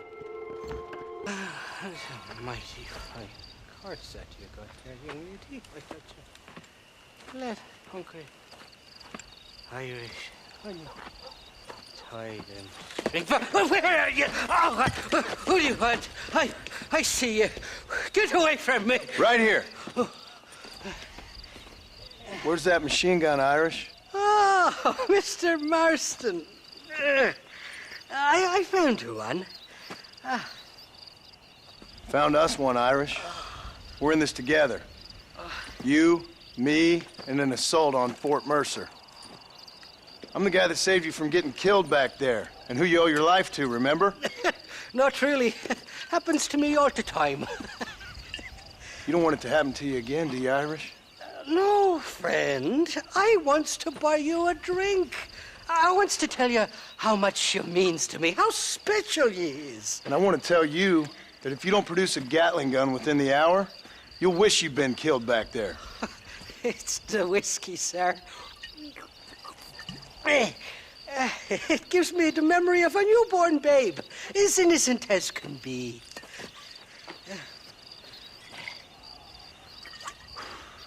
And it makes me violently angry. Shall we go look for that gun, sir? Yes. Let's do that. I love me faithless Flora, the lily of the West. You're not gonna pass out on me, are you, Irish? Me? No, I'm right as rain. Or at least somewhere stuck between fair and meddling. Well, you're gonna be stuck somewhere between dying and dead if you try to cross me again. It weren't like that at all, feller. Me intentions were pure. I swear it on me poor mother's life. I just gets a tad confused from time to time. Honest mistake. If there's any more confusion, I'll finish what your friends in Armadillo started. Jesus! You're an impatient bastard, aren't you? Where's the gun, Irish? I hear some miners been blabbing about a machine gun they found. Apparently, they got it stashed up at Gaptooth Breach. What do miners want with a machine gun? Shoot it at somebody, I suppose? Or sell it? I don't know. Never been down a mine in all my life. Sounds real fishy to me, Irish. I've just about had it with you and your games. You and Wes Dickens are so crooked, you can swallow nails and spit out corkscrews. Maybe if you was more cordial with folks, they might be better inclined to help you. I saved your life and you repaid me by lying, nearly getting me killed. Not fair now, Johnny. We should go around the side of Gaptooth so the miners don't see us coming. I still don't know what miners would want with a machine gun. Miners are always fighty bastards. Spend too long without daylight and doxies and it starts playing with your mind. I never heard so much shit come out of one mouth. Only telling you what I heard. Oh, and we'll need a wagon or something to get it out of there. That gun's heavier than sin. So how was I supposed to move it by myself last time? Two-faced little bastard. Easy there. Here we are. Let's stop here a moment to get a lie of the land.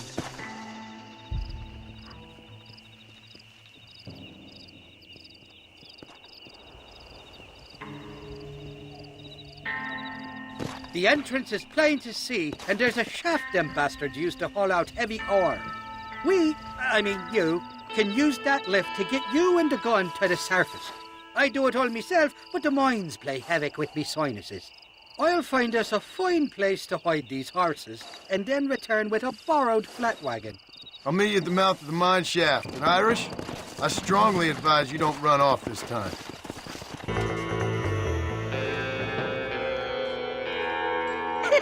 I thought I'd be looking at your corpse being hauled up this lift. Load up and I'll engage the gears.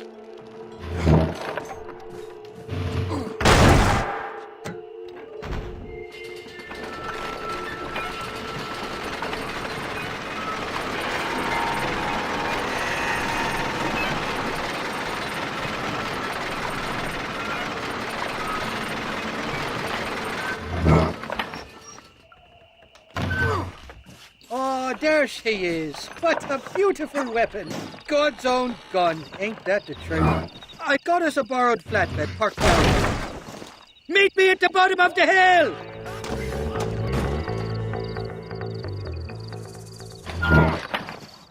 Let's go! A short wee ride now, and we'll have this executive peacemaker delivered to old West Dickens.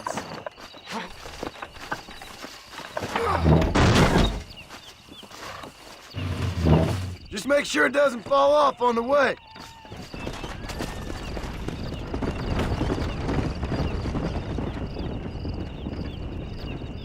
Up, sister. Put them up. Irish, what are you doing? Who the hell are you? Give me that.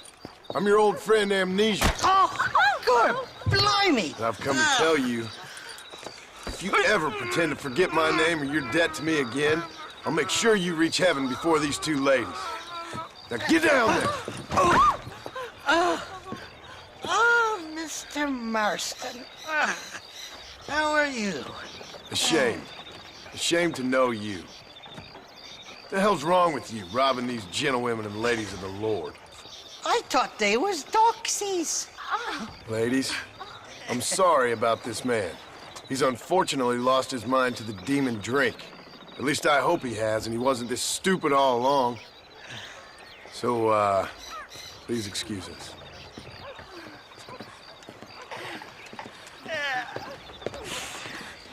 Now, Irish, that Gatling gun doesn't work. I find that rather upsetting, don't you? Oh, heartbreaking. Which is why I was just coming to see you when the drink got the better of me. Come on. I know where we can find the parts for you. Motherfucking Mary. Like that. That fresh air's got me head spinning like a top. Can't be good for a fella. Shut up, you lazy drunk, before I stop your head spinning with a bullet. I resent that, Johnny. I've been working like a beaver on your behalf. You've been working like a weasel on my behalf. Bushwhacking defenseless ladies of the cloth? You must have been raised on sour milk, Irish. What are you talking about? I'm a good Catholic boy. You're a booze-blind coward. And you're a hypocrite, Marston. You've robbed just as many innocent folks as me. I tried to only rob those who had more than they deserved. Christ, the church has more money than anybody. Easy, friend. Don't Where are we going, Irish? Just to the warehouse here in Thieves Landing. I'm telling you, Johnny boy, it's all set up. We're meeting this pal of mine at the back door of the office. Hobble-tongued feller by the name of Shaky. And he's got the ammunition we need? Jesus, stop fretting, will you? I knows about guns front, back, and sideways. You're gonna be real familiar with mine if things keep on this way. Well, I'll be buggered. This door was supposed to be unlocked. Oh, well, we'll go around the back. Shaky's probably waiting for us there. I'm starting to think you're soft on me, Johnny boy. Can't even sneeze these days without you being there to catch the drips. This is your last chance, you good-for-nothing shyster. You've already wasted too much of my time.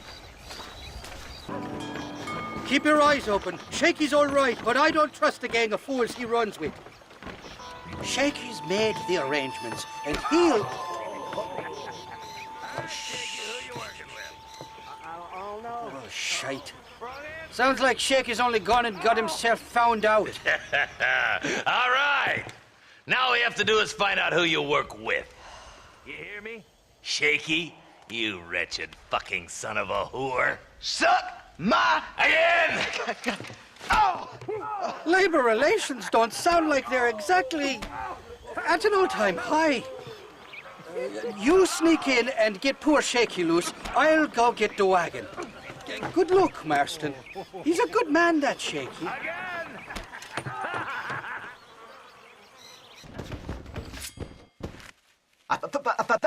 Thank you for your kindness, mister. I thought I was dead, man. My kindness is only as good as the bullets you can fetch up for me and your friend Irish. Let me down, and you'll be a dead man. This is gonna be one hell of a fight. Now we're even. Half even, Shaky. You still owe me for them morphine pills to calm your nerves. Shaky. You'll get your half.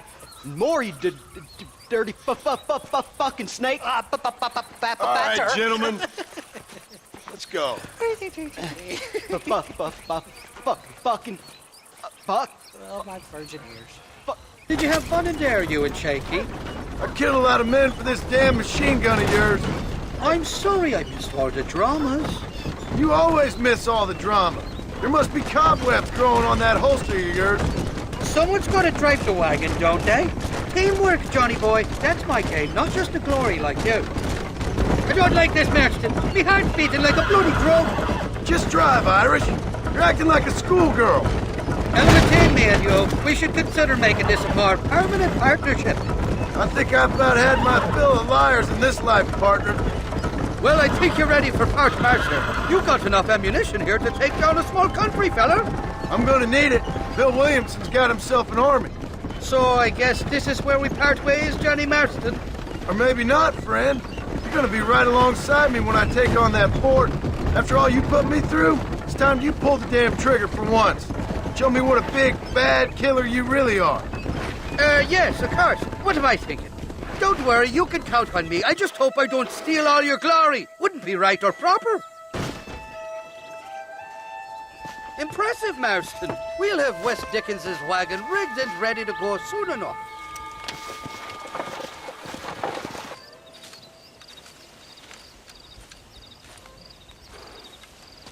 Mr. Marston, sir. John Marston. Mr. Marston, don't be so childish. Come on, sir, I implore you. Okay, so I made a few innocent mistakes when last we met. But my plan is still sound. Together we can conquer, if not the world, then certainly Bill Williamson. But first, you need me to do you a favor?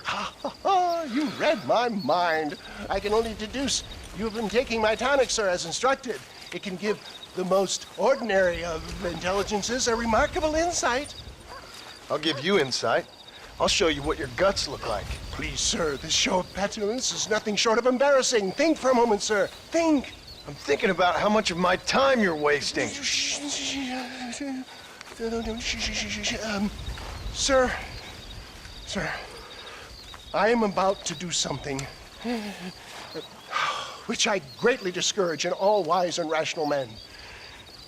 A selfless act for you. But, sir, before I act selflessly, allow me to act selfishly and sell some of my wares. Fair enough. Oh, good, sir. Come, and let's go visit some of our fine friends in the other oil business we have here in Plainview. These men need all the help they can get.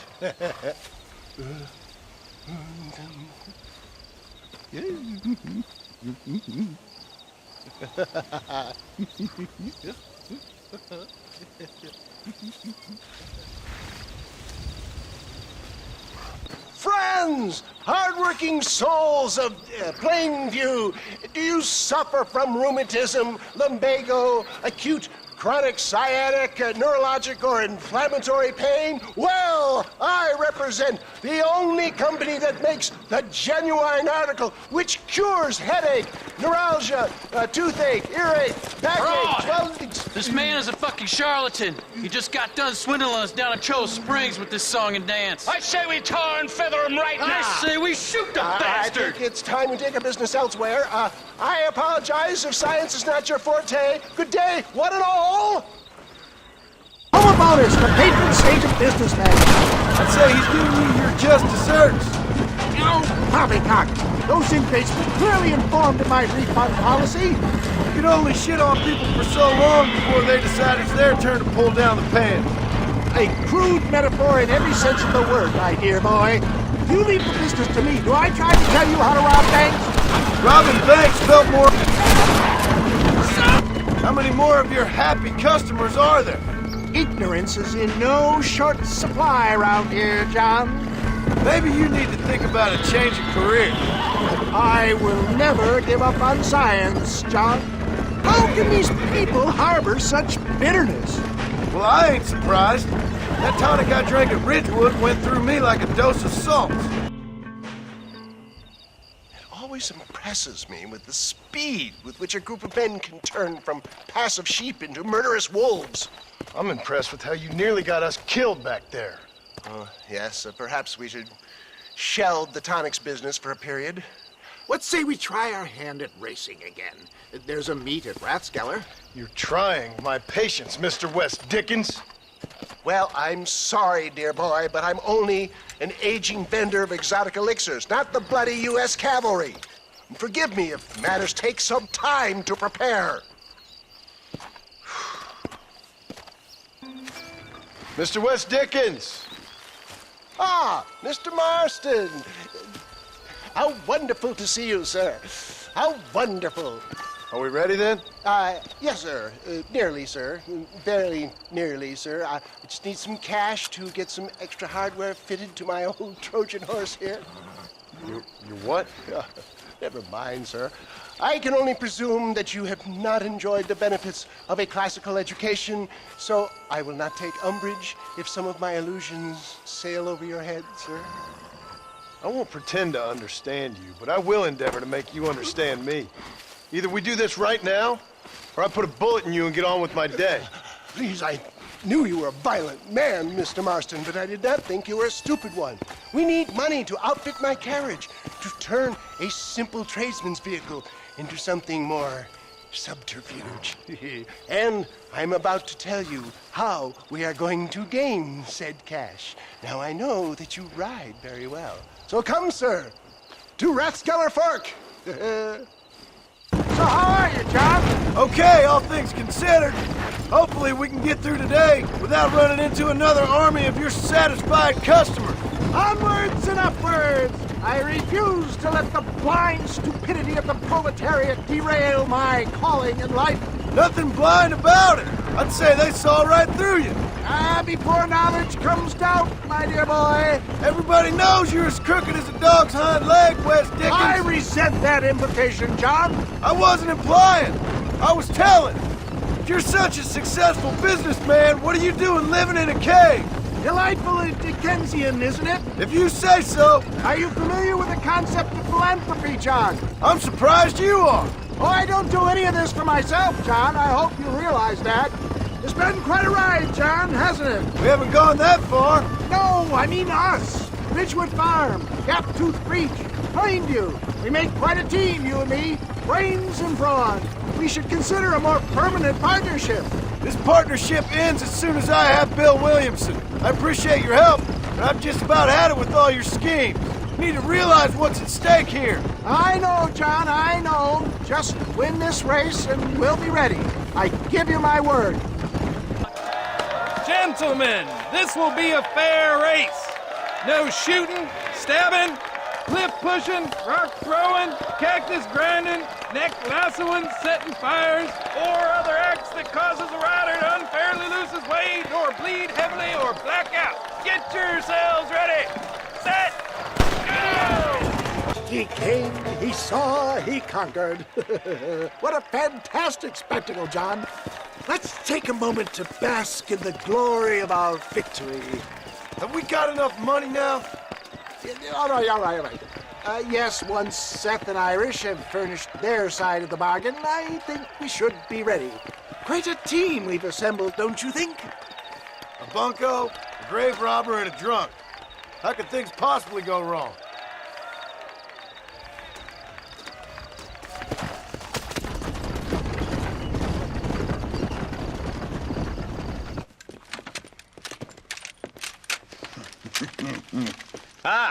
Since you're here, you want to make yourself useful? Not particularly. Listen, son, I know you got a mission, but right now I need another gun. Why? What's happening? We've had this problem for months with this group of bandits who are getting drunk and murdering settlers. Last night they went to a big place up near Ridgewood. They burnt the place down, killed the men, burning most of them alive, and raped the women. Women folk then got their throats slit. One of them survived and walked in here this morning. Anyway, we got a posse gathering up near Ridgewood. Will you ride with us? All right. Thank you, John Marston. It's gonna be a bloody job. Huh. I don't think I know any other kind, sir.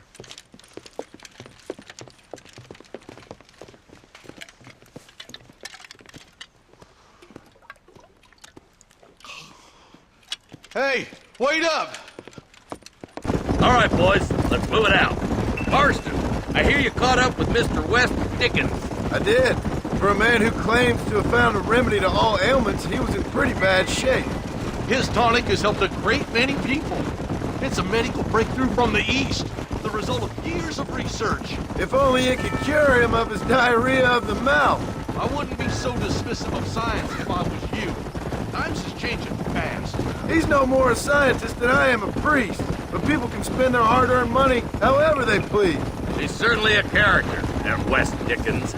I can't understand a goddamn word he said. A more flannel-mouthed bunco artist I've never met. Hey, Marshal, see those vultures? Might just be a dead critter. Marston, take a look. Eli, you too. Ain't no survivors here, Marshal!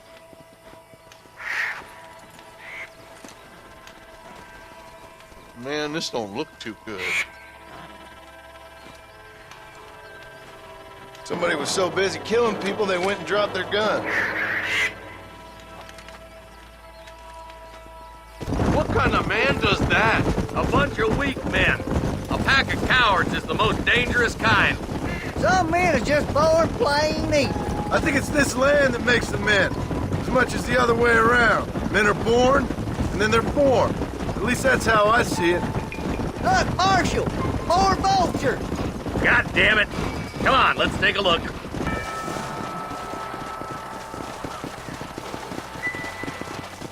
Man, more dead bodies.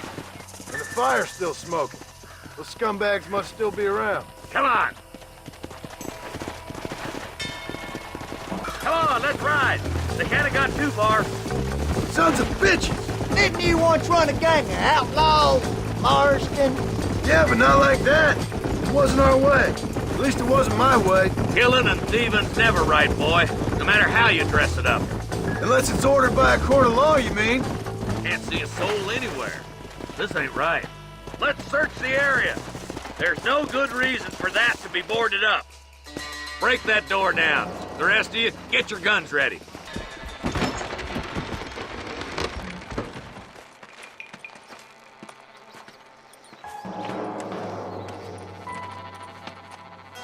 Holy sweet mother of mercy. Please, please don't shoot me. Some bandits came by and took us hostage. They're holed up in the farmhouse. Some of my family is being kept hostage inside.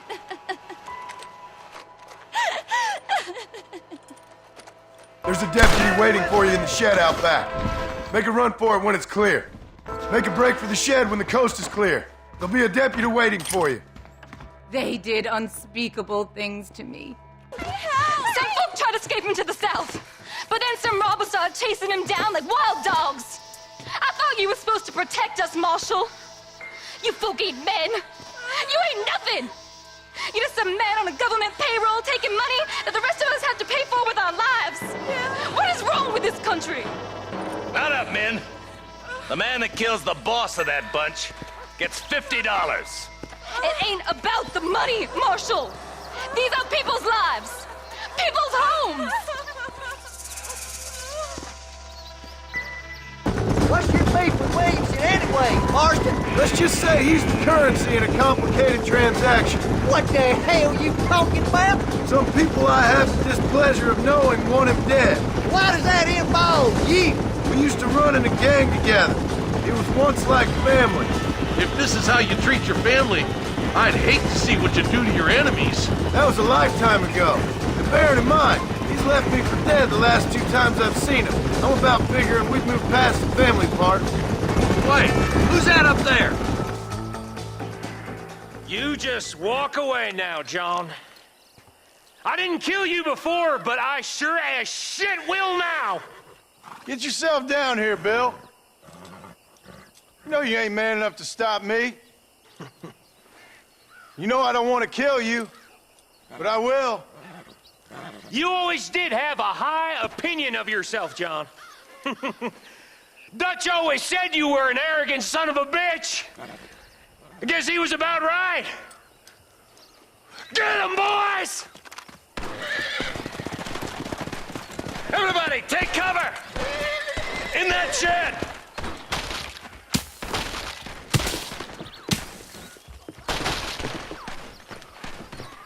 Hey, look what I got here.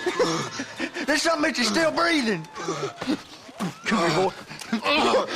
Come on, Bessie, give. Oh. Norman Deek. Fuck! Nice to see you again, buddy. Thanks for your help, John.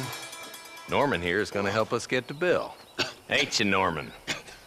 Thank you, Mr. Deek. Mighty kind. Fuck you! Hog time. Let's get him to jail. I don't have a clue. All right, but it's got to be something to do with that government boy. We'll talk to him, find out what he knows. Fucking is. Where is she, Marston? Who?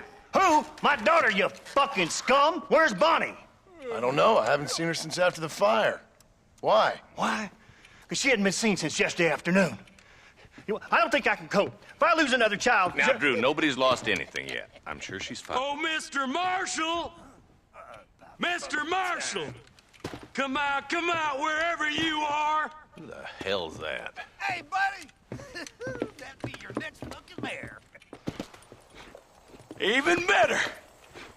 Good day, Mr. McFarland. Get down from that horse, boy, or I'll shoot. I wouldn't recommend that, mister. Not if Drew McFarland wants to see his Bonnie back in one piece. Hey, Mr. McFarland! This is a nice girl you got there. Get out from there!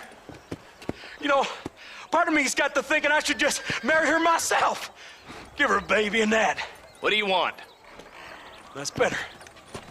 I want Norman Deek. I want him set free. Then you'll get your daughter back, mister. We don't do deals with outlaws, boy. Yeah, you do.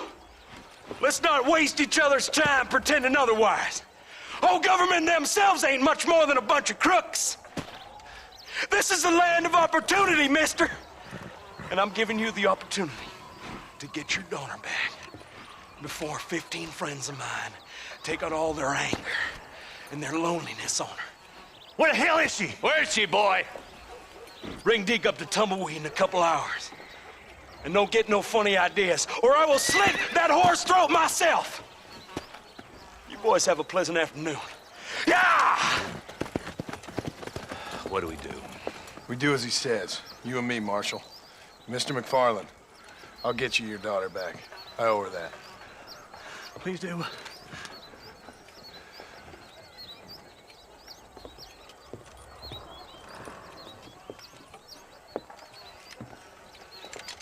I'll teach you some respect for the law.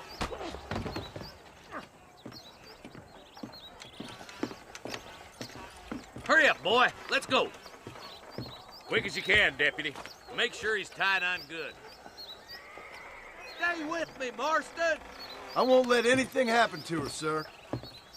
Come on, let's ride hard to Tumbleweed. Give. See, this is what happens when the Federals interfere in our affairs. Are you happy now? No, I ain't happy at all. And I already told you, I ain't with the government. Now you say that, John, but the only thing I know for sure is who sent you. They made me come here. They gave me no choice. That's your federal government, Mr. Johnson. They come down here dressed as cocky as the King of Diamonds, talking a lot of flannel about helping us, about spreading peace and civilization to the West, but they brought nothing but trouble and taxes. I agree with you. Wolves in cheap clothing, all of them. Rob you, then make you pay to have someone investigate the crime on your behalf. People around here have been fooled into feeling protected, when they're worse off than they were before. Fellas I know don't care about people. All they care about is lining their pockets. Why is this sorry son of a bitch so important to them? Norman Deeks, Williamson's right-hand man. In other words, a glorified errand boy. Wait, Marshal! I'll be back for you! Bill's standards have slipped. We already filled you with lead once, you ugly Deeks bastard! the kind of man who's mean enough to be second in command, but too cowardly and stupid to ever be a leader. Don't ever use that line near your deputies.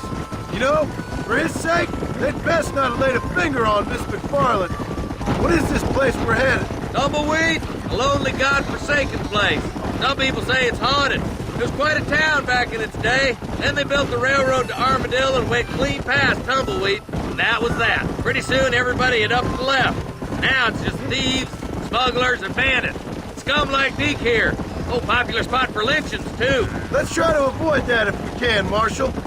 I just hope you're not taking advantage of the McFarlands, Marston. They saved my life.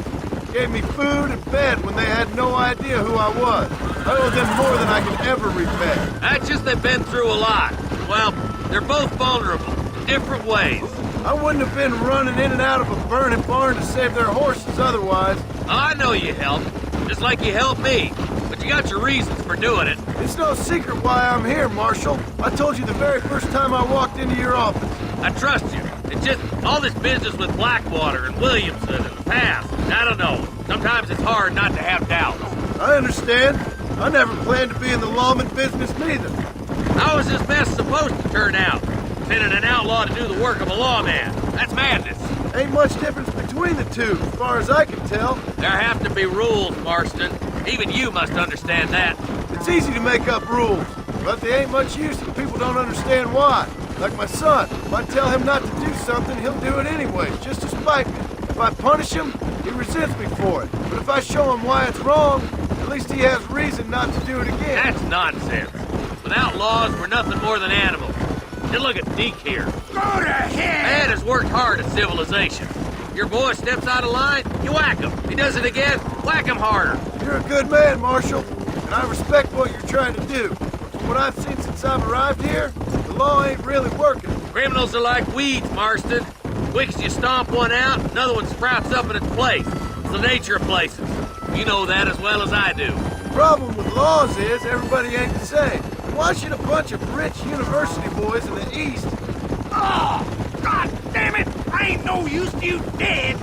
Don't worry, my boys know how to treat a lady. Easy there. John, you'll be exchanging the prisoner for Bonnie in the middle of town. Keep your eyes open. I sincerely doubt these scum plan to play fair. Fair my ass. You bet. Besides, Norm here's gonna be my shield, ain't you, Norm? It'd be my pleasure. John, you lead Deke into town. Make the exchange. I'm sure it's been nice for the boys to have a whore to play with. I hear those rancher girls like it in the rear. Maybe she won't want to go home. She been fucked so good. Why don't you save some of that breath for breathing? What are you waiting for? Untie me, fellers. Where's Bonnie? I thought we had a deal. Well, you thought wrong. We don't make deals with the law. John, you gotta get the body before they kill her.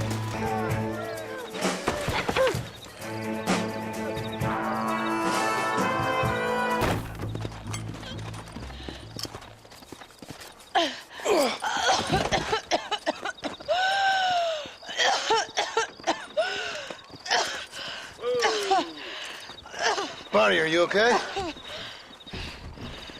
I'm fine now, Mr. Marston. Thank you. Thank you. What the hell took you so long, you stupid man? Well, you weren't exactly helping me. If you think I'm gonna lower myself by making a joke about being all tied up, you got another thing coming. Come on.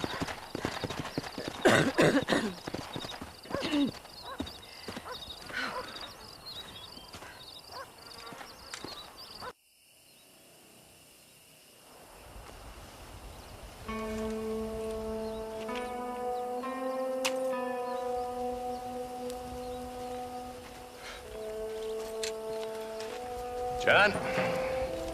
Marshal? Gentlemen.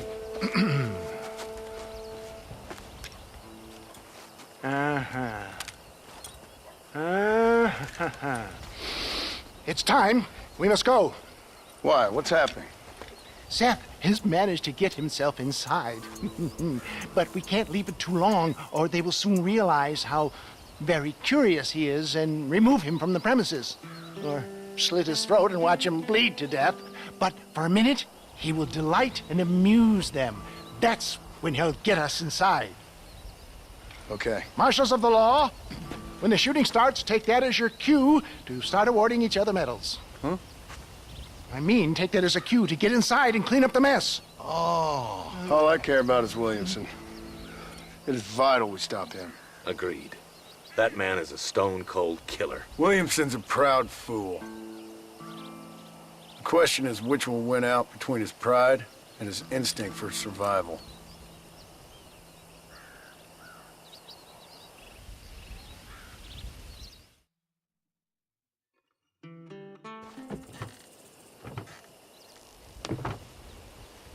Ensconce yourself in the back of my wagon, John, so that we can make our grand entrance.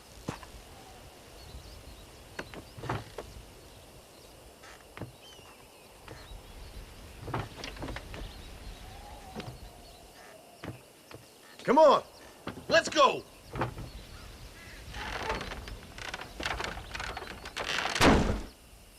All right, good. Now just stay put till I tell you otherwise. That scoundrel Seth had better not let us down. Once we're inside and I've lulled our adversaries into a false sense of security with some beguiling sales patter, I will give you the signal. What signal? The moment you hear a sharp rap on the side of the wagon, rise like the phoenix and start shooting like you've never shot before. This is it, my dear boy. The moment of truth. Me and you, John.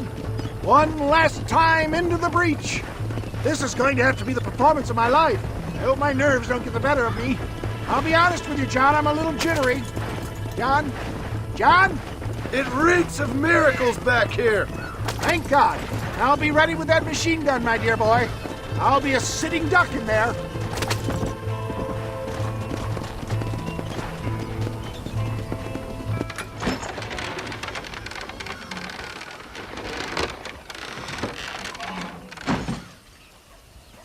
Hey there! Come on in! Come on in! Welcome to my humble abode! Come on! Yeah! Greetings, my good men. What would you say if I said immortality was at hand? What would you say if I told you I could teach you to fly? What would you say if I told you I could turn a man into a beautiful woman? Impossible, yes, once, but no more. Gentlemen, I bring you wisdom from the East. I have here in this wagon some of the finest goods, the best medicines, and the newest inventions available for you and your families. Exotic trinkets from the far reaches of the earth, elixirs that give vigor and strength. And for you men of physical skill and athletic physique, this miraculous elixir can keep the muscles supple and relax the cords. It loosens the joints and gives a feeling of vigor and freshness to the whole system. Why, some men have reported to me that after drinking it for 1 month, they can chew through steel. What the hell? It's a trap! Let's see what you got. Hoot on down this way.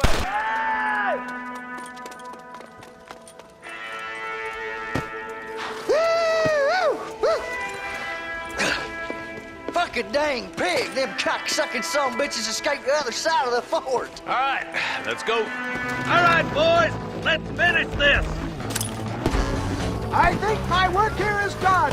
Godspeed, gentlemen. That's the last of them. We still can't find Williamson anywhere. Hey, it's the snake oil guy! Gentlemen, let me in, for goodness sake. That fool must be hiding.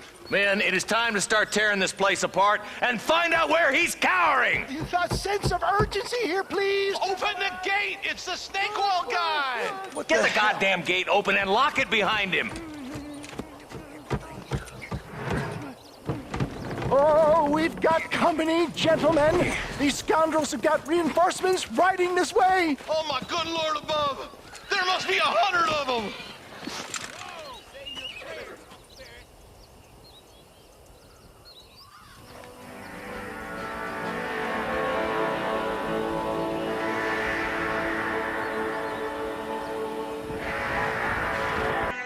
Bill ain't here.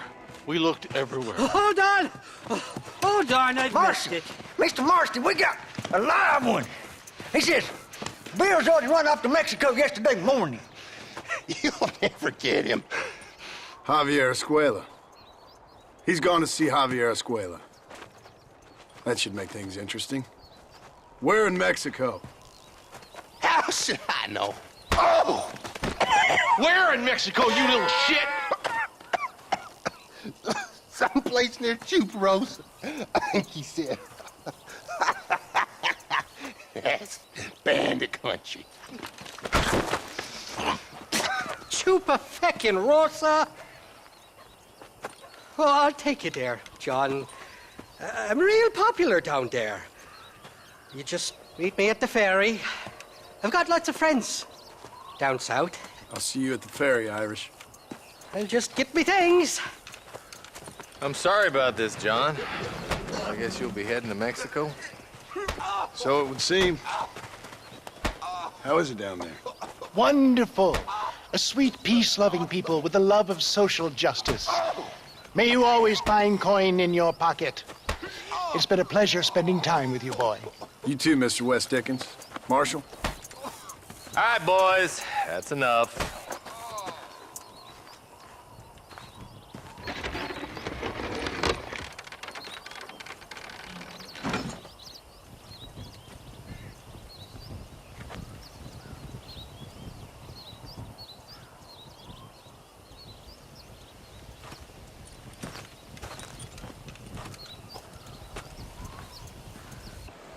Yes, well, that's what makes you such an interesting fellow, Mr. Irish. Ah, Mr. Marston, I've come to wish you well. How are you, sir? I'm okay.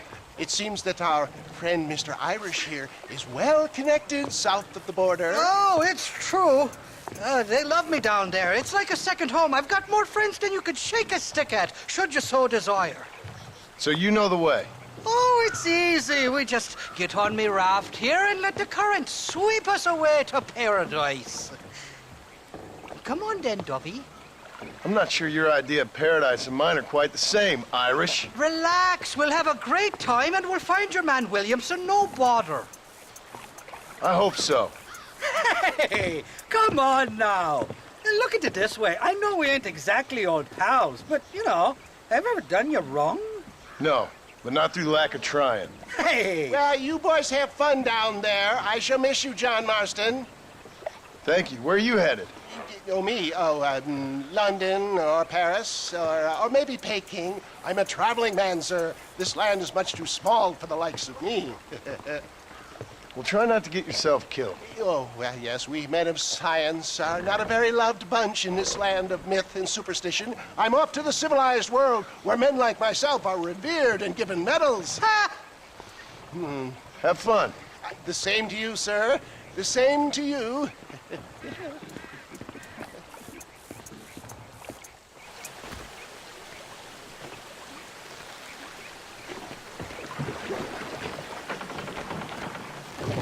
Nice of you to turn up for once, Irish.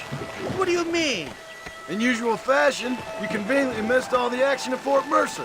What can I say? I woke up with me head in a pair of tits, and it felt ill-mannered not to get reacquainted with him. At least you got your priorities straight. You know me, Johnny boy. I'll be late to me own funeral. They say God invented whiskey to stop the Irish from ruling the world. Well, you're here now. Look out, bandits! Cut the rope, Irish. We're sitting ducks here. For the love of God! This is the 4th time your so-called friends have nearly got me killed. I thought you said they loved you over here. They do. At least the lassies do. Oh, them big brown eyes. Turn stone into butter they would. The Mexicans know how to make a bottle of liquor, too. What's that, pulque? Now, there's a drink as would take the frost out of a frosty morning. Oh, you're gonna have some fun. I'm just here for Bill Williamson. Well, I'm glad to be back. This place is a wild devil's paradise. Apart from the fellers trying to kill you. Down here they call me El Rato, the cat, on account of me stealth and cunning. I'm pretty sure Rato means rat, my friend. I like it, though. A little more inventive than Irish. Well, you Americans never were very creative with your use of language, was you, John Marston? I'll miss these escapades, Johnny boy, I really will. I doubt you'll remember any of it, Irish. Oh, these horses look fresher. And healthy. Before you degrade these poor fools any further, tell me where I'm headed. Of course, of course. Let me think. You do know people down here, aside from your friends who welcomed us on the way. Yes, I think so. I was real drunk last time I was here, John. You know how it is. I met an American guy, saw him shoot a man, drank with him in the village of Chuparosa. Funny guy. Or was that Canada? No, that was Canada. Guy here, not funny, but he's real nice. Failing that, you could try the provincial governor, Colonel something or other. Some Spanish name. He's based out of Escalera. Played three-chord stud with him. Or was it four-chord Monty? I forget. He was a real nice chap. Or maybe he was a real bastard. I was real drunk last time, John. Well, thanks a lot for your help. Oh, let me guess. You gotta be on your way. The famed hospitality isn't what it once was, and I've never been known to overstay me welcome. So off I go to greener pastures. Good luck, John. You're an angry and a fat, ugly man, but not a bad one.